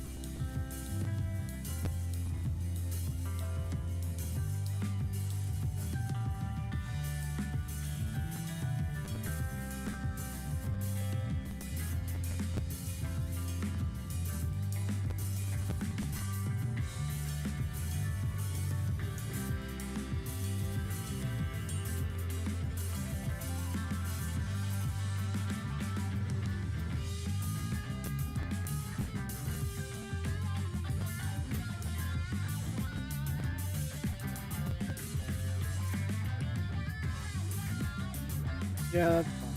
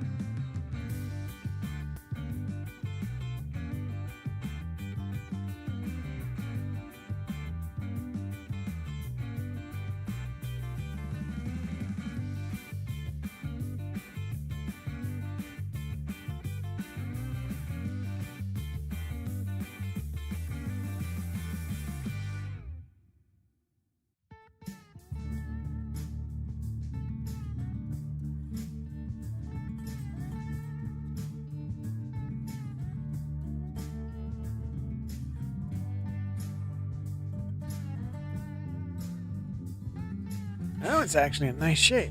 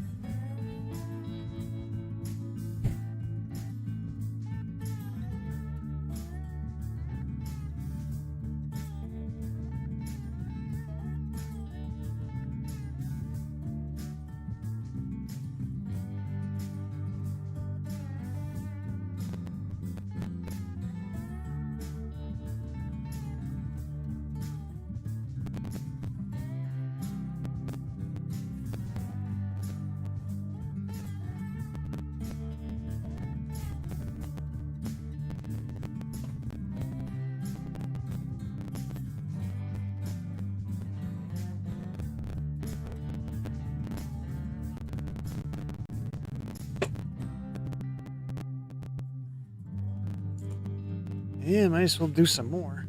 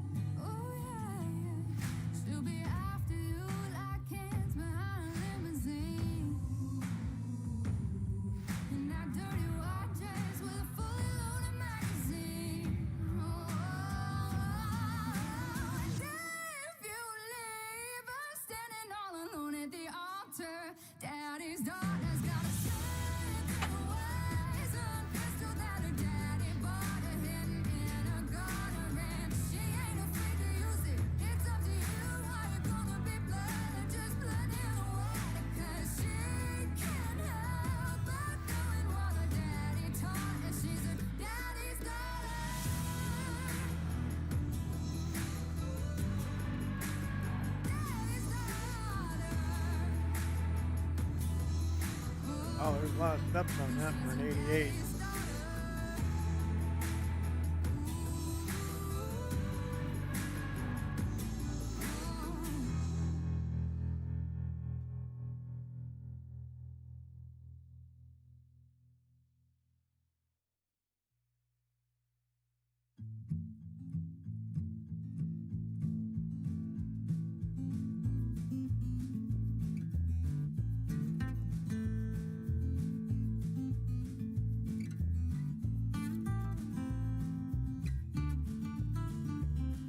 Kind of a nicer 88. Probably should set it aside.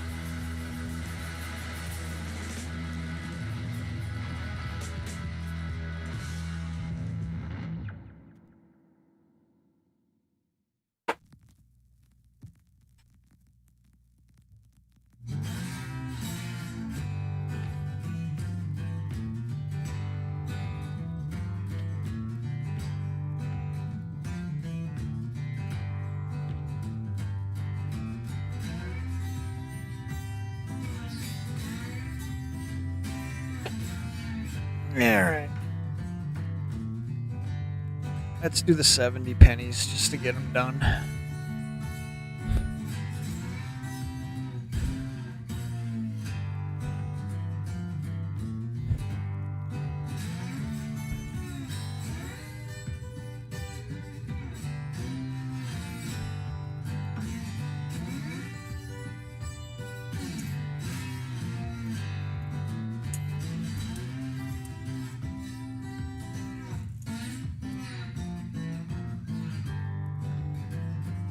One jar of 70 pennies.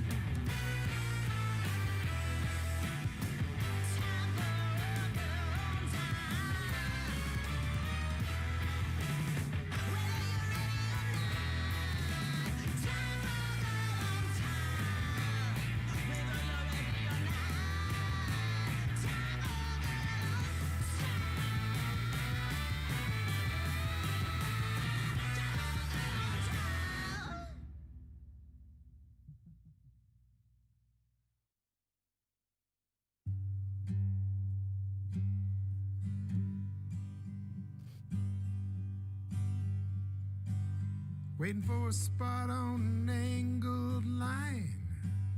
Driving to the outside, wasting my time. Took my place high on a rise. Look at them ants push away their prize. But I'd be free as a bird in a Walmart parking lot. I'm proud to be just who I am. Salute the flag just like Uncle Sam. My Yankee do good without a dime. Work for nothing in their overtime. But I'd be free as a bird in a Walmart parking lot. Payroll deductions for a 1K. Matching contributions that they never gonna pay. Helping out the needy, helping out the poor. They're working for nothing at that patriotic store. But I'll be free as a bird in a Walmart parking lot. Mega deal, sell a whole lot more. Can I check your bag as you're walking out the door? There's more to plastic than Brandon, what's card. up, my man? A damn good casket when the times get hard. But I'll be free as a bird in a Walmart parking lot. What are you up to this late? Jobs are scarce, they're hard to find. The kind of job that gives you peace of mind. Mom is gone and Pop's for sure. They went down the road to CEO. I got a plan that won't bring me down. I'm gonna burn that big store down. Then I'll I'm just getting through some of my coins that need to be scoped. parking lot.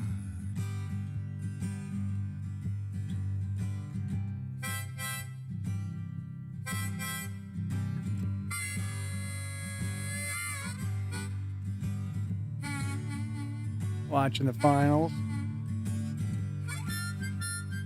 This is what I got left right here. I'm gonna finish these tonight. Small jar of 70 pennies.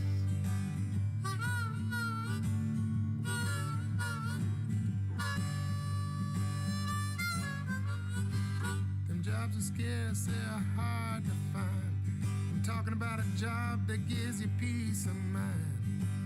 I got a plan that won't Did a bring bunch me of down. nickels earlier tonight. Gonna burn that big store down, then I'll be free as a bird in a Walmart parking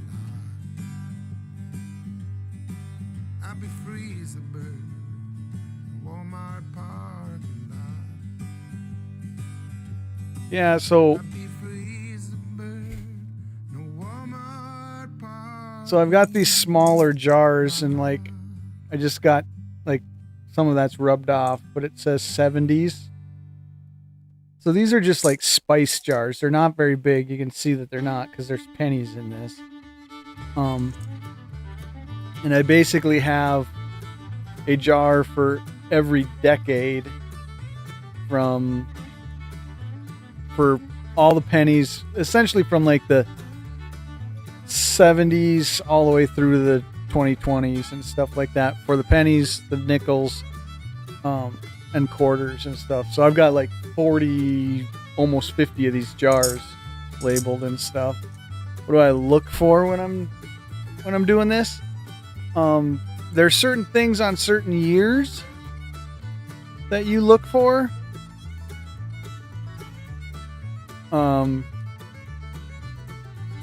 Where like the lettering or the dates will be like doubled. Or die chips. I'll show you something here. I'll show you it on a nickel though.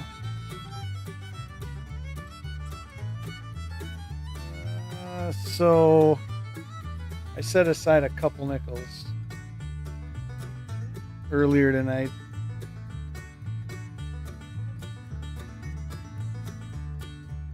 Set this aside. Why did I set this one aside? Okay, so these are die chips. This is what I set aside on this one. So let me kind of get this. So, like, this little bit of extra metal here underneath the curve of the S. This here at the T, and then this one over here on the E.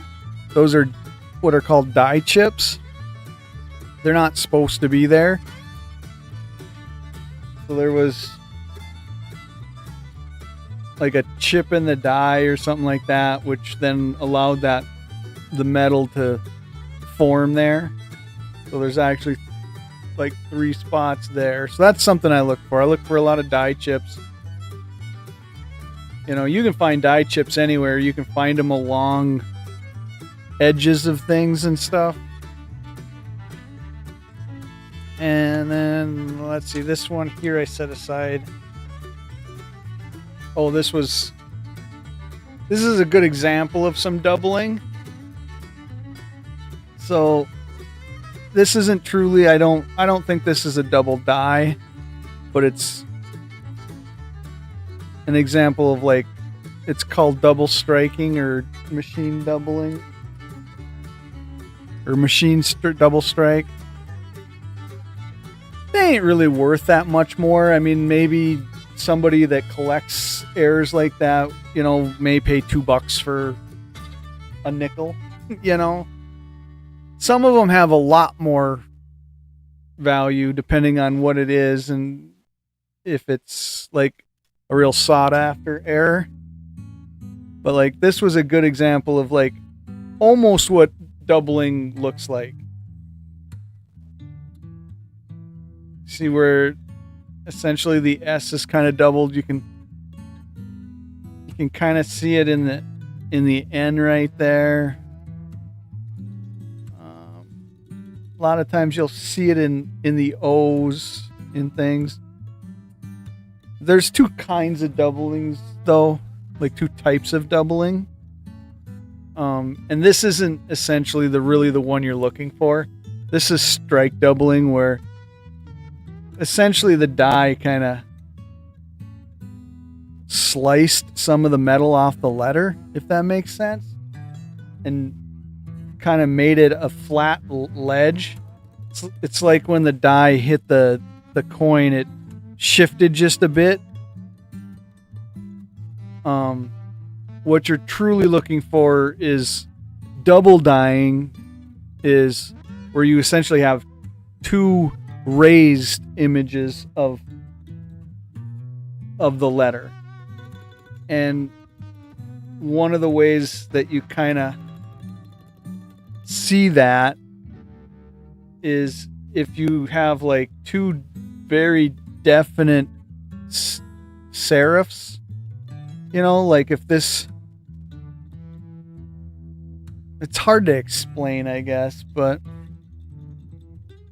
if there was a definite notch, you know, if you had, or if the doubling was up here and you definitely had a very defined notch up there that essentially made that S doubled.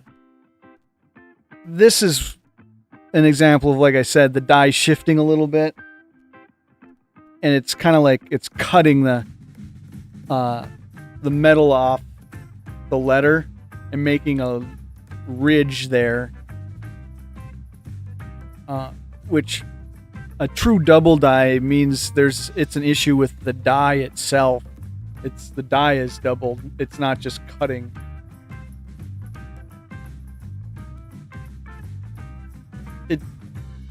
It takes a little while to understand what you're looking at sometimes. But then, like, you know, like I've got something up right now that as I put these years in here, like if I come over here, I'm going to lose chat for a second, but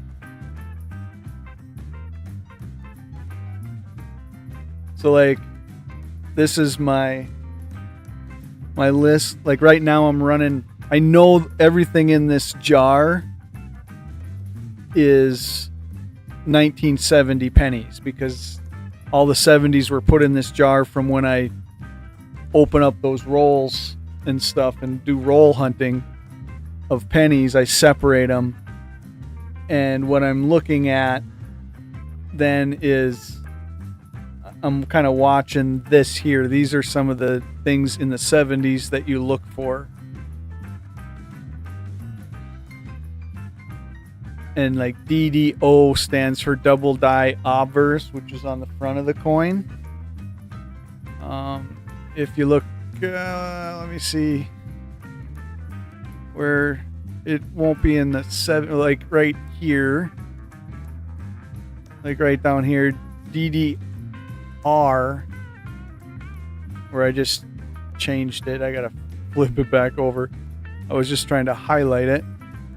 So DDR means it's a double die reverse on that particular year coin,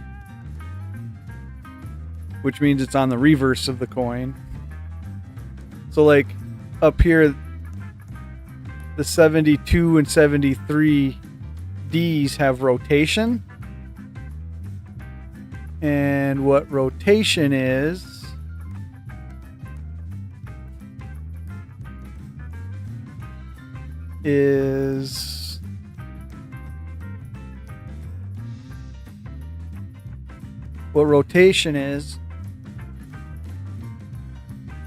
when you take a coin, any of the US coins, and you have it like this. So this is the obverse, or the front of the coin. It's called obverse. And then the other side, the back, is the reverse. But when you take it and flip it like that, the reverse of the coin should be straight up and down. So a rotation error, it's an error from the mint where when you flip this coin, I'm gonna like pretend it had a rotation error. So like if you flipped it and the back was like this, it's a major rotation error. See, there's a little bit on this one even, but it's not enough to really call it. So like if I try to flip this as even as I possibly can, it's just a little bit clockwise, but it's not enough where somebody's gonna really care about it. You're looking for ones that are like rotated like a lot.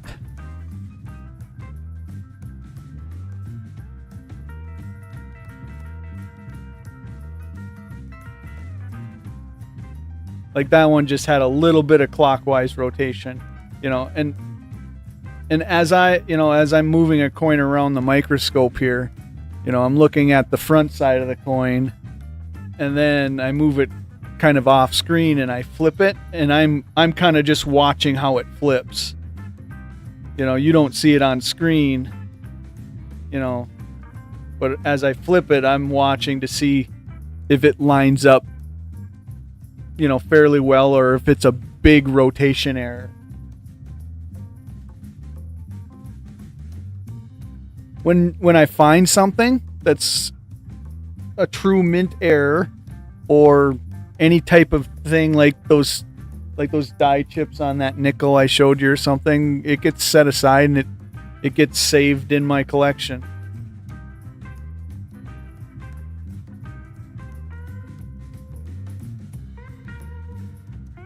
I mean, at some point maybe I'll list them on eBay, or you know, Whatnot. If I do, like when I do my Whatnot lives, I don't do Whatnot very often. I do more buying on Whatnot than I do selling.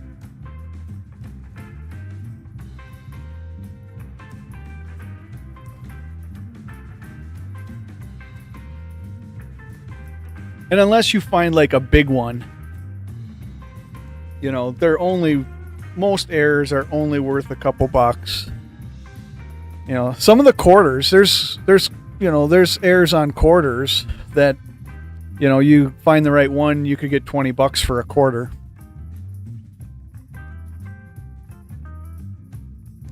It's one of those things you kind of got to be into it.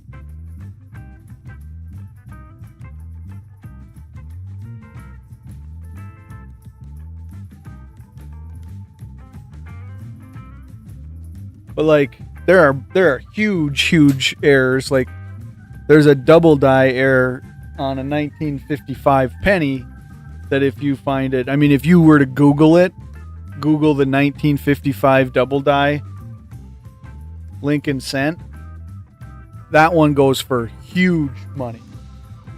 But it's also very, very hard to find. I don't even know how many actually exist. Like, known exists.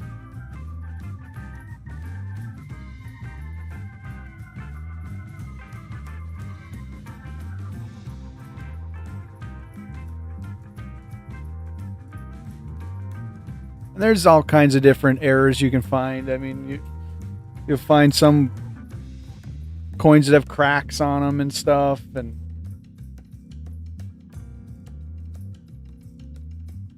wow, look at the iridescent color in that one. So this one, it could have toned it this way, but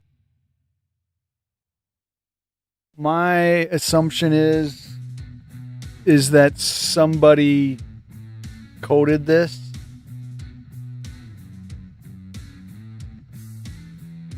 It is pretty cool. I mean, that's really cool. But I think it's coded.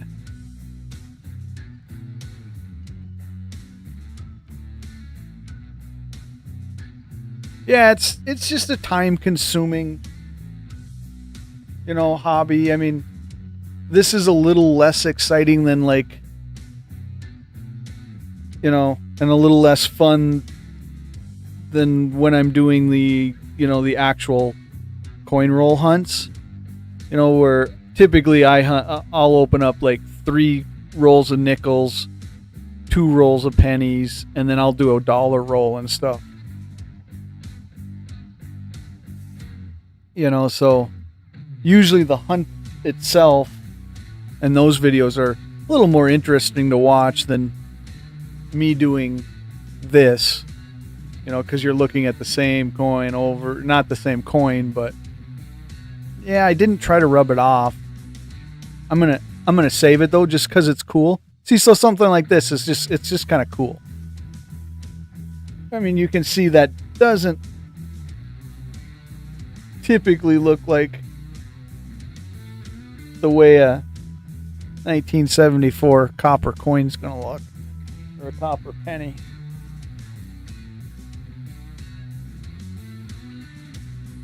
Somebody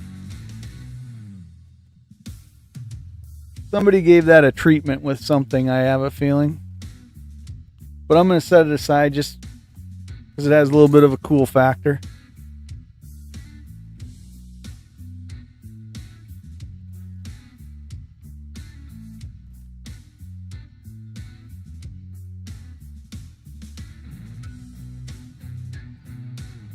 So like there's nothing really to look for on a 78 Denver other than stuff that, is not a real chased error. I mean, you could find a die chip or a die crack or something on almost any coin. There are just certain years of coin that come from a certain mint that have very well-known errors on them.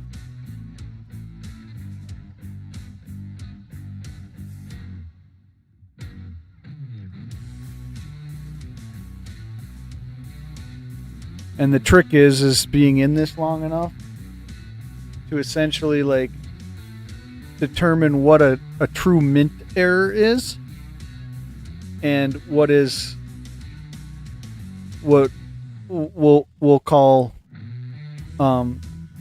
PMD, like if we're typing or something, or post mint damage, which means it's essentially not an error that happened in the minting process at the mint.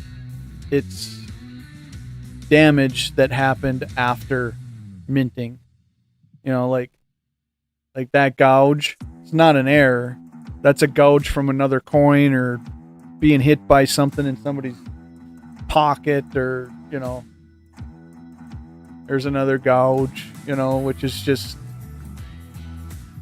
post mint error or post mint damage. You know, some coins will have gone through some type of piece of machinery or something, and it'll be really beat up.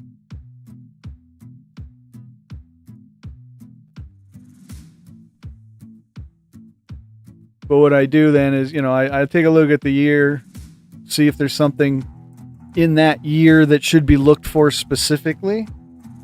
And then after that, just basically give a spin around the coin and see if there's anything that stands out that I'm like, oh, that looks like a, you know, like a die chip or a die crack, or, you know, there's something doubled or something. And then if I don't see anything, that coin hits the bucket of coins that probably will be returned to the bank.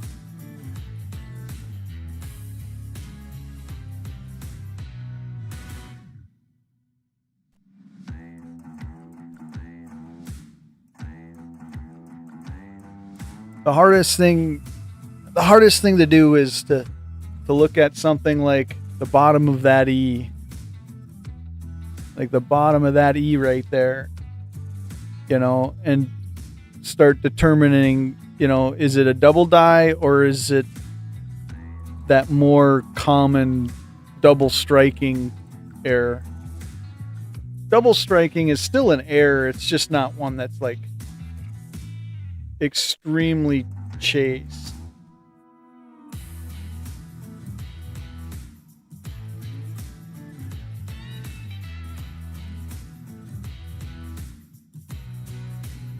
You know, and then like some years, this is the initials of the designer of what's on the coin. You know, there'll be some years that, you know, in pennies that this is missing or something, you know. So you're looking for the fact that that's not there. And truly, like, it was never there, not that it's just worn off.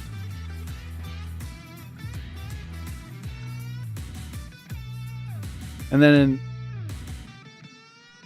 in some of the 1990 pennies, the distance between the A and the M is different depending on which penny you're looking at, and you're trying to find, you know, what is considered the wide AM or the close AM. There's just all kinds of stuff in the hobby.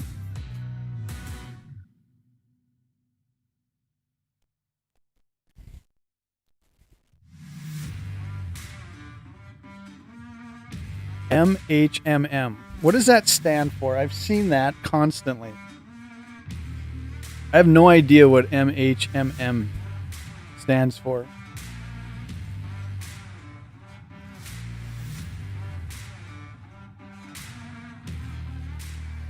And then the other thing I'm doing, like, if any of these, a lot of the real good condition stuff I maybe pulled out when I first took it out of a bankroll, but like, you know, that's a pretty good shape 88. You know, so I'll pull aside some that have no errors or anything else. It's just they're in good condition for how old they are.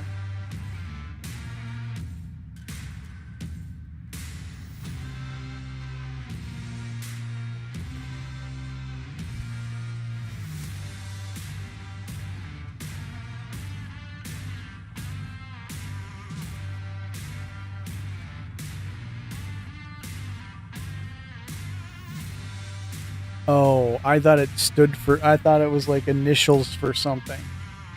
Okay, that makes sense.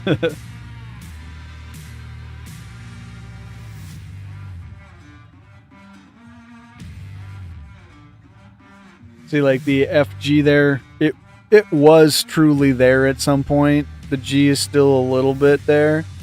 So you would never say that, oh, that, it's missing it.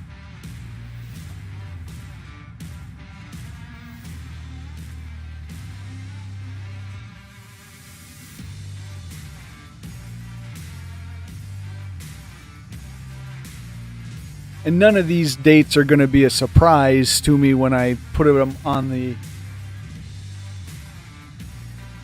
the scope, because like I said, these all came out of a previous stream where I roll hunted them, and I've already taken out the 1960s and earlier. So I essentially save and I collect anything in the 60s, 50s, 40s, or if you're lucky enough to hit something in the 30s. So I essentially know every coin I'm grabbing out of this jar is going to land somewhere in the 70s. It's just I haven't given them all the error check yet. But like when I do a morning like roll hunt stream or something, like the 60s and the 50s that I get lucky enough to find in a roll, I do this scope check with them actually in that stream.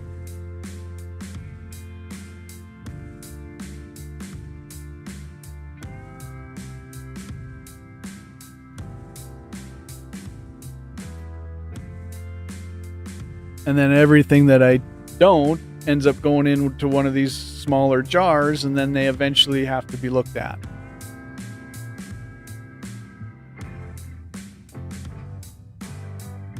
So here's a 1973D, and it has apparently a pretty good rotation error, because that's on my list that I have up in front of me.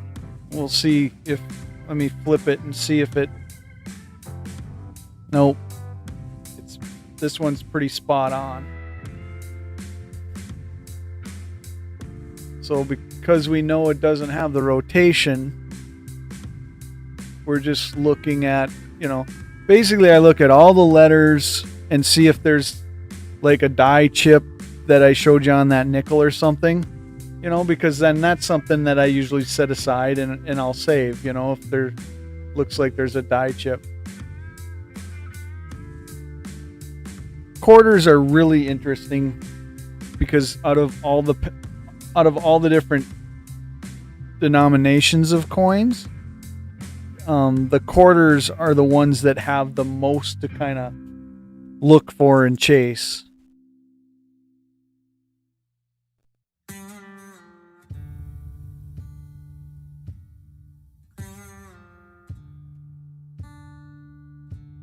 So usually I can give a coin a quick, once around, flip it over. See, that's just gunk that built up at some point on it. And you just give all the letters a quick look, and there's a lot to look at on a penny, but you can kind of do it kind of quick.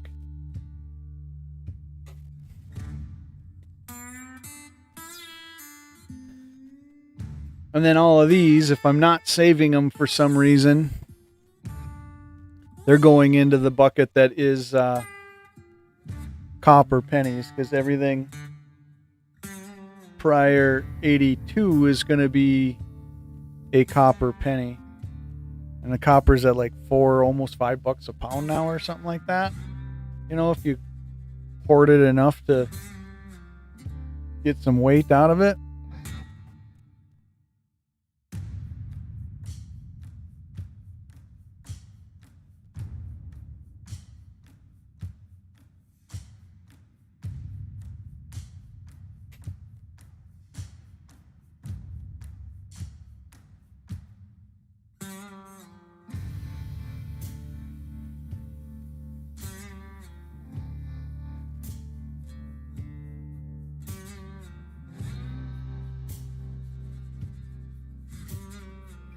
The problem with the older coins, whether they're old pennies or old nickels, or doesn't really matter, is a lot of the times you're looking at them and they have so much wear from over the years, you know, pocket wear or whatever you want to call it, circulation wear is what it's actually called, that even if it had a double die air on it, you probably wouldn't pick it up on most coins that have that much wear.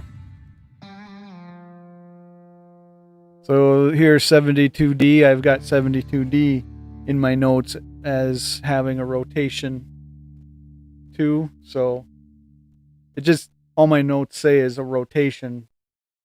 I don't know if it's an extreme rotation or not, but let's see. I'll flip it, and now that one's actually pretty good. Yeah, exactly. It makes it harder.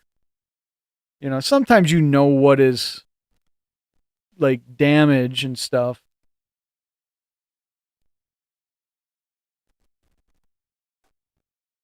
But yeah, you know, you could have a coin that maybe did have an error on it, but because of the wear that it took over its life, it can't be determined.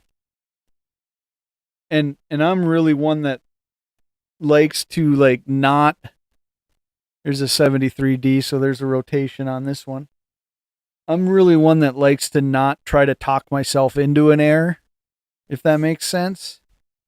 I mean, I would rather have it like solid and be able to say, yep, there's no doubt that that's the error, than, like I said, try to talk myself into believing it is.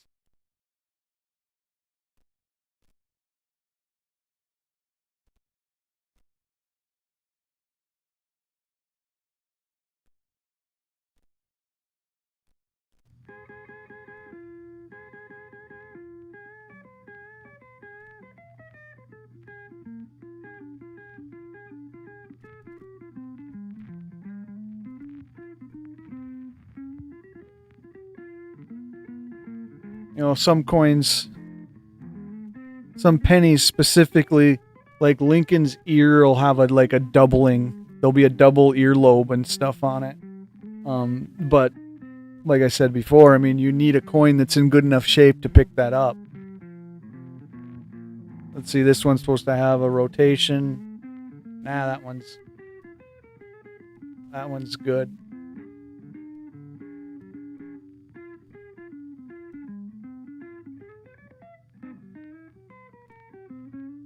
So beyond like the errors that are like documented and known errors, you know, in like some of my books and stuff, you're looking for those die chips, you know? I mean, you could just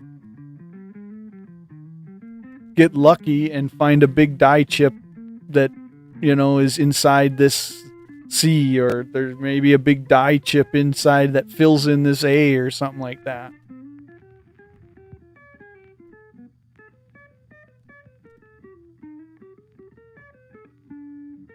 Which essentially was not supposed to be there, and it's a mint error. They're not worth a lot. Here's another real iridescent one.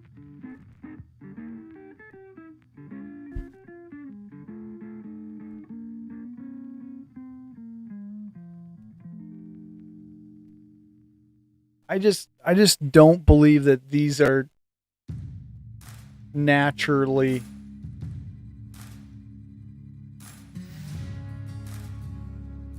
this color. I think somebody, it's my opinion that somebody used something and dipped this or coated it.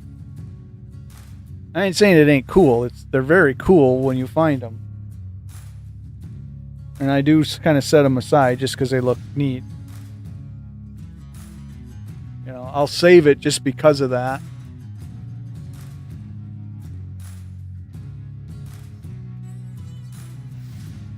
But it's essentially not something that it's worth getting extremely excited about finding. It's not like it's a rare thing.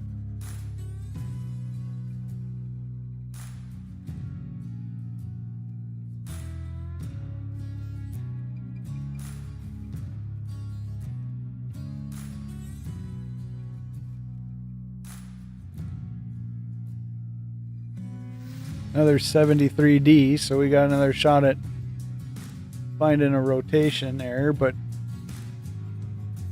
see, I'd have to go to my book to see how extreme of a rotation it's supposed to be on this.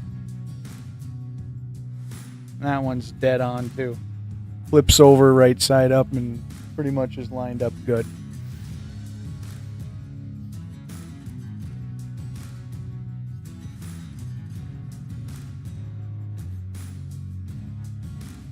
And that's kind of the thing that just happens as you do this and kind of mess around in the hobby. It's like you see the 73D enough and you check the rotation enough that you don't even have to go to a book to recall it anymore. You're just like, yep, I know that a 73D has got a possible rotation on it.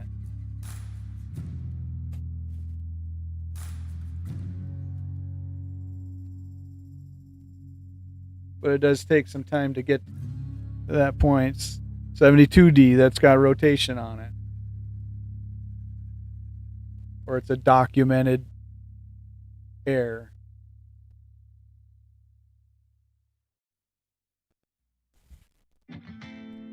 Let's flip it.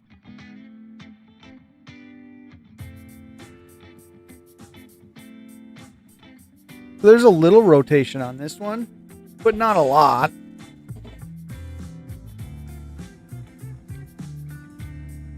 So if I take penny there and flip it, this one's got a little bit of counterclockwise. Just a hair.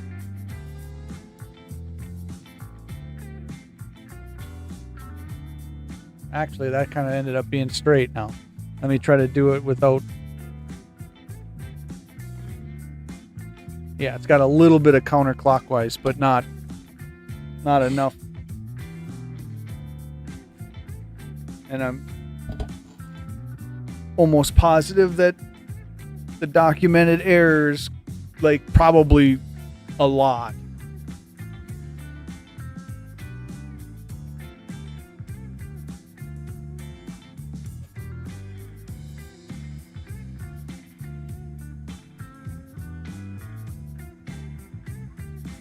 What time is it? I've been streaming for like 4 hours. 4 hours, 14 minutes now. Oh, it's almost 2.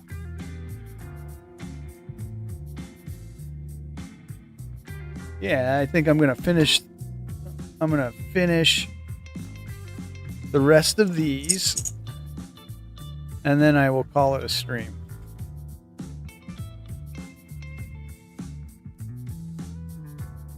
I was going to jump on sometime in the morning and hunt a couple rolls again,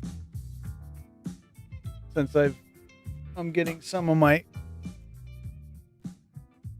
jars emptied out. I can start hunting again.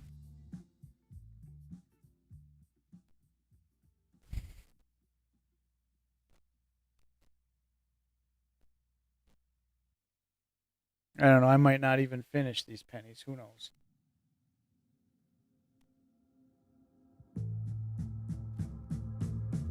See, this one's got a little bit of like toning to it, where it's like very light iridescent. And this to me could be considered natural. The other ones I don't think are natural.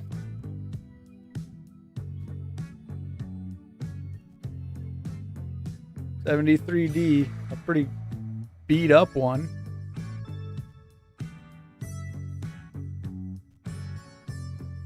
Actually, now that you made the always tomorrow comment, I should have said this morning, because it is morning.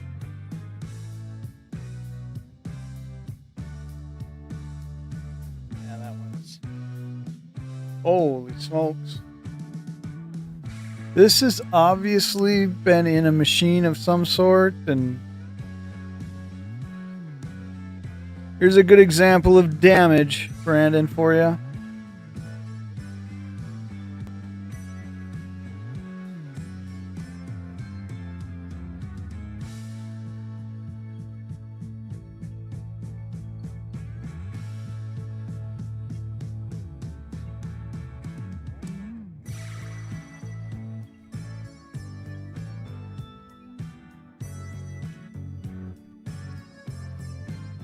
I mean, you can just see it.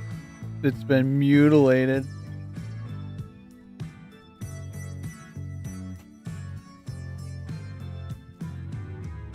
Yeah, and that's, I mean, you just do, you get some coins like that because, you know, they went through something. 72D's got rotation to it.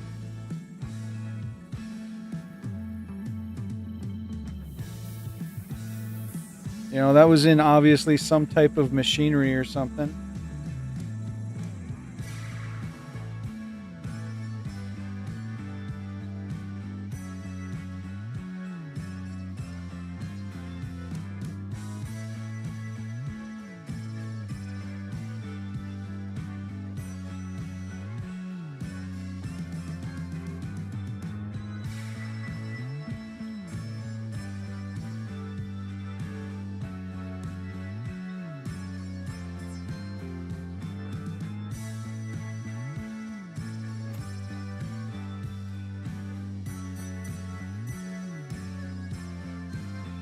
My stream buffer there for a minute or two.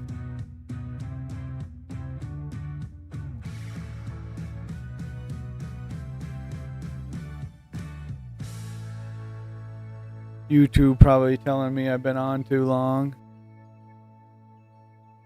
I might just call it an evening anyways. I got some of these 70s out of the jar anyways. When the jar gets to the point where I can't put the cap on, then I know I have to go through and get that particular jar in a scope stream. 73D.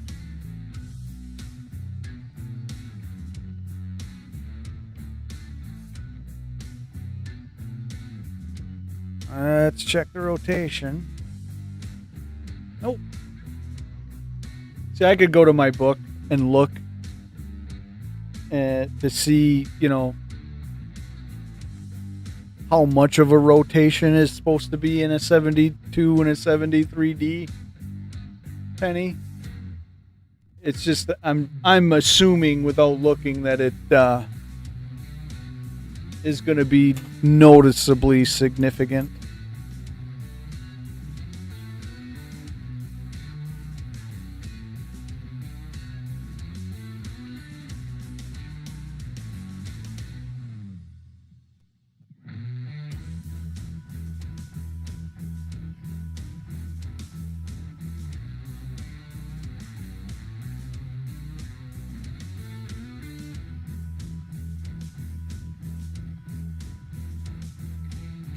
Let's see.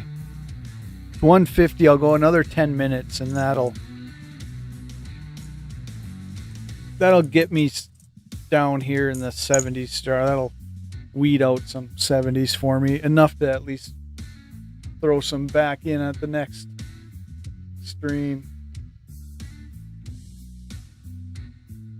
Another 10 minutes of checking pennies.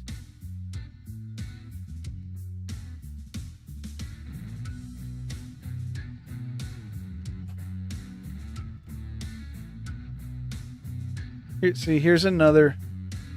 That's gotta be coated. Yeah, I mean, I almost feel them. I can almost feel it.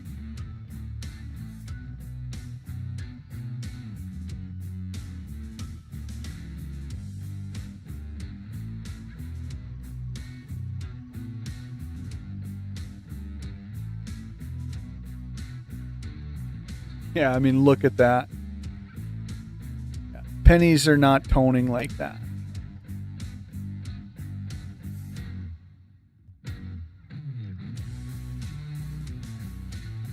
It's very cool. No doubt that it's cool. You know, and again, I'll set it aside. I don't know. I'll start making a roll of those, you know, that look like they have toning like that.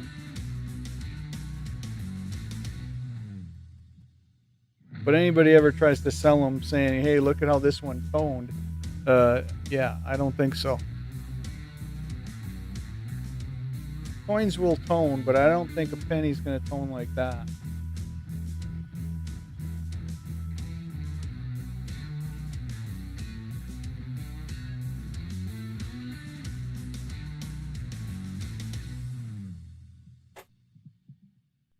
Let's see, do I see another one?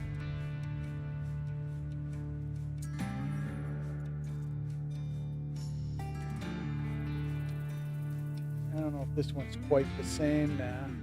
73D though, I picked out of the jar. So we'll have another shot at a rotation.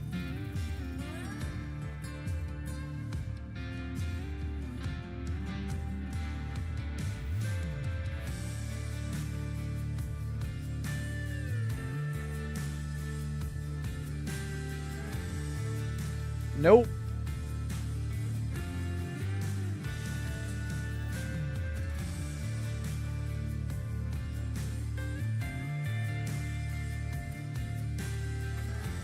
You can kind of go quick on most of them, you know, because unless you know you're really looking for a particular error.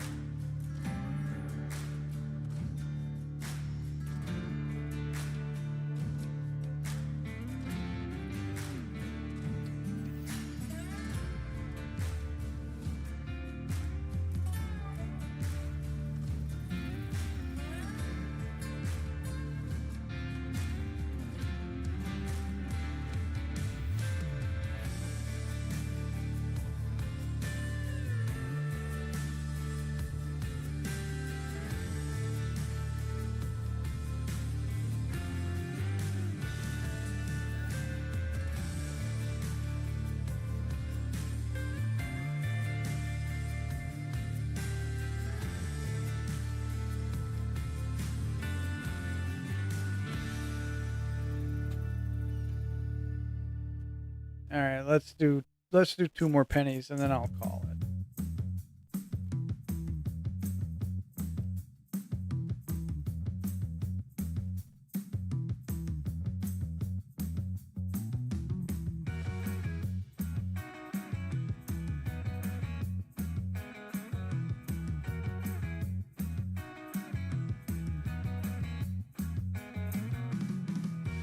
I mean, I could be wrong, I guess, and that could be natural toning, but I just, you know, because this one is like, see how it's got just a little bit of a start to it?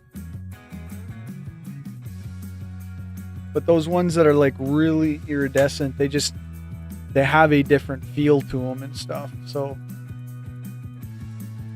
that's why I'm like, nah, that's somebody messing with a penny.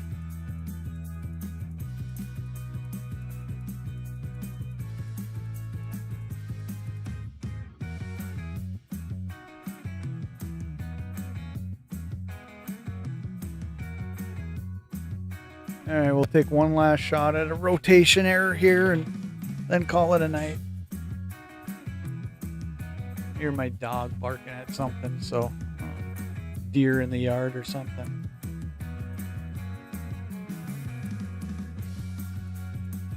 Kind of got a hole in the head there, but I'm going to mark that up to damage. All right, let's check the rotation on this. Nope, that's pretty good.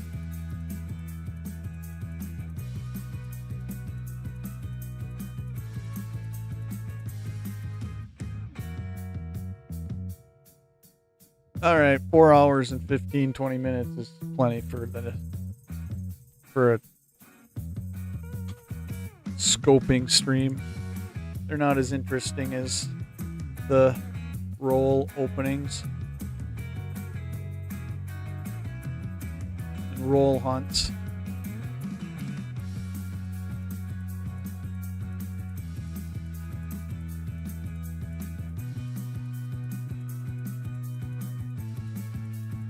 And if I don't call it a stream here soon, then I'm up till 4, and then I'm not going to be up at 9. And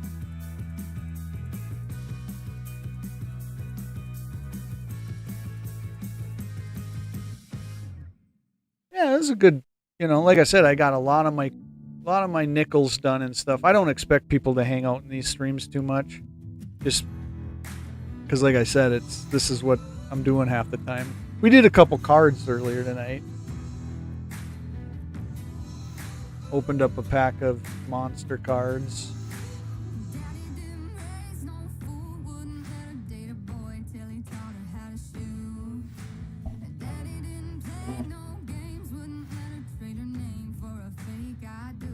Let's take a look at the last of these cards I didn't look at. Bernie Wrightson cards. So I bought a whole bag of cards at the antique shop the other day, and this is a whole thing of Bernie Wrightson art.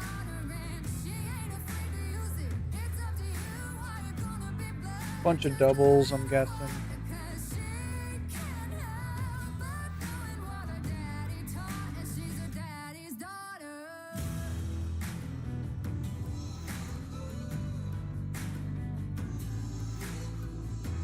Bunch of doubles here.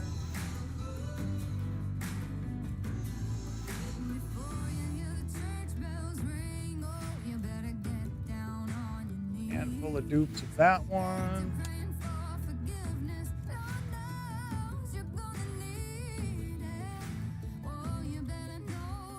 Dupes of that one.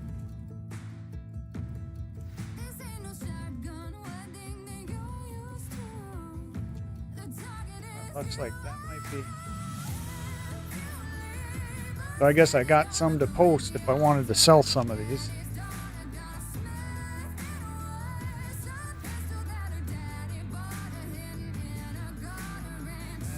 Same ones there. Seen those before. All right. Well, I at least looked at them all. All right. I don't know who's hanging out still.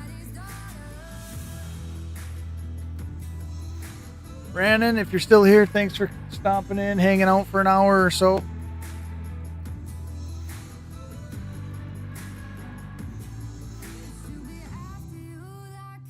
Got to thank Investable Collectibles. He hung out for about 2 hours or 2.5.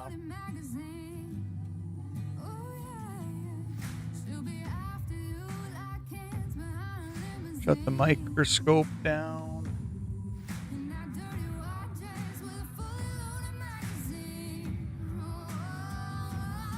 I'm going to call it a night.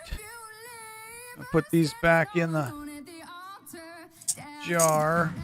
These will have to be done another time. I can at least put the top on the jar now.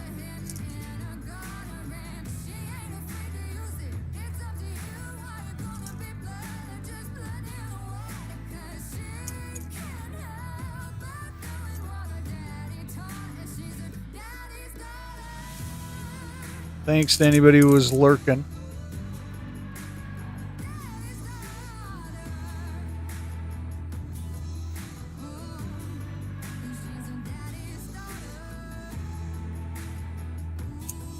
For sure, Brandon. We'll talk to you later. Like I said, thanks to anybody who was lurking and stuff.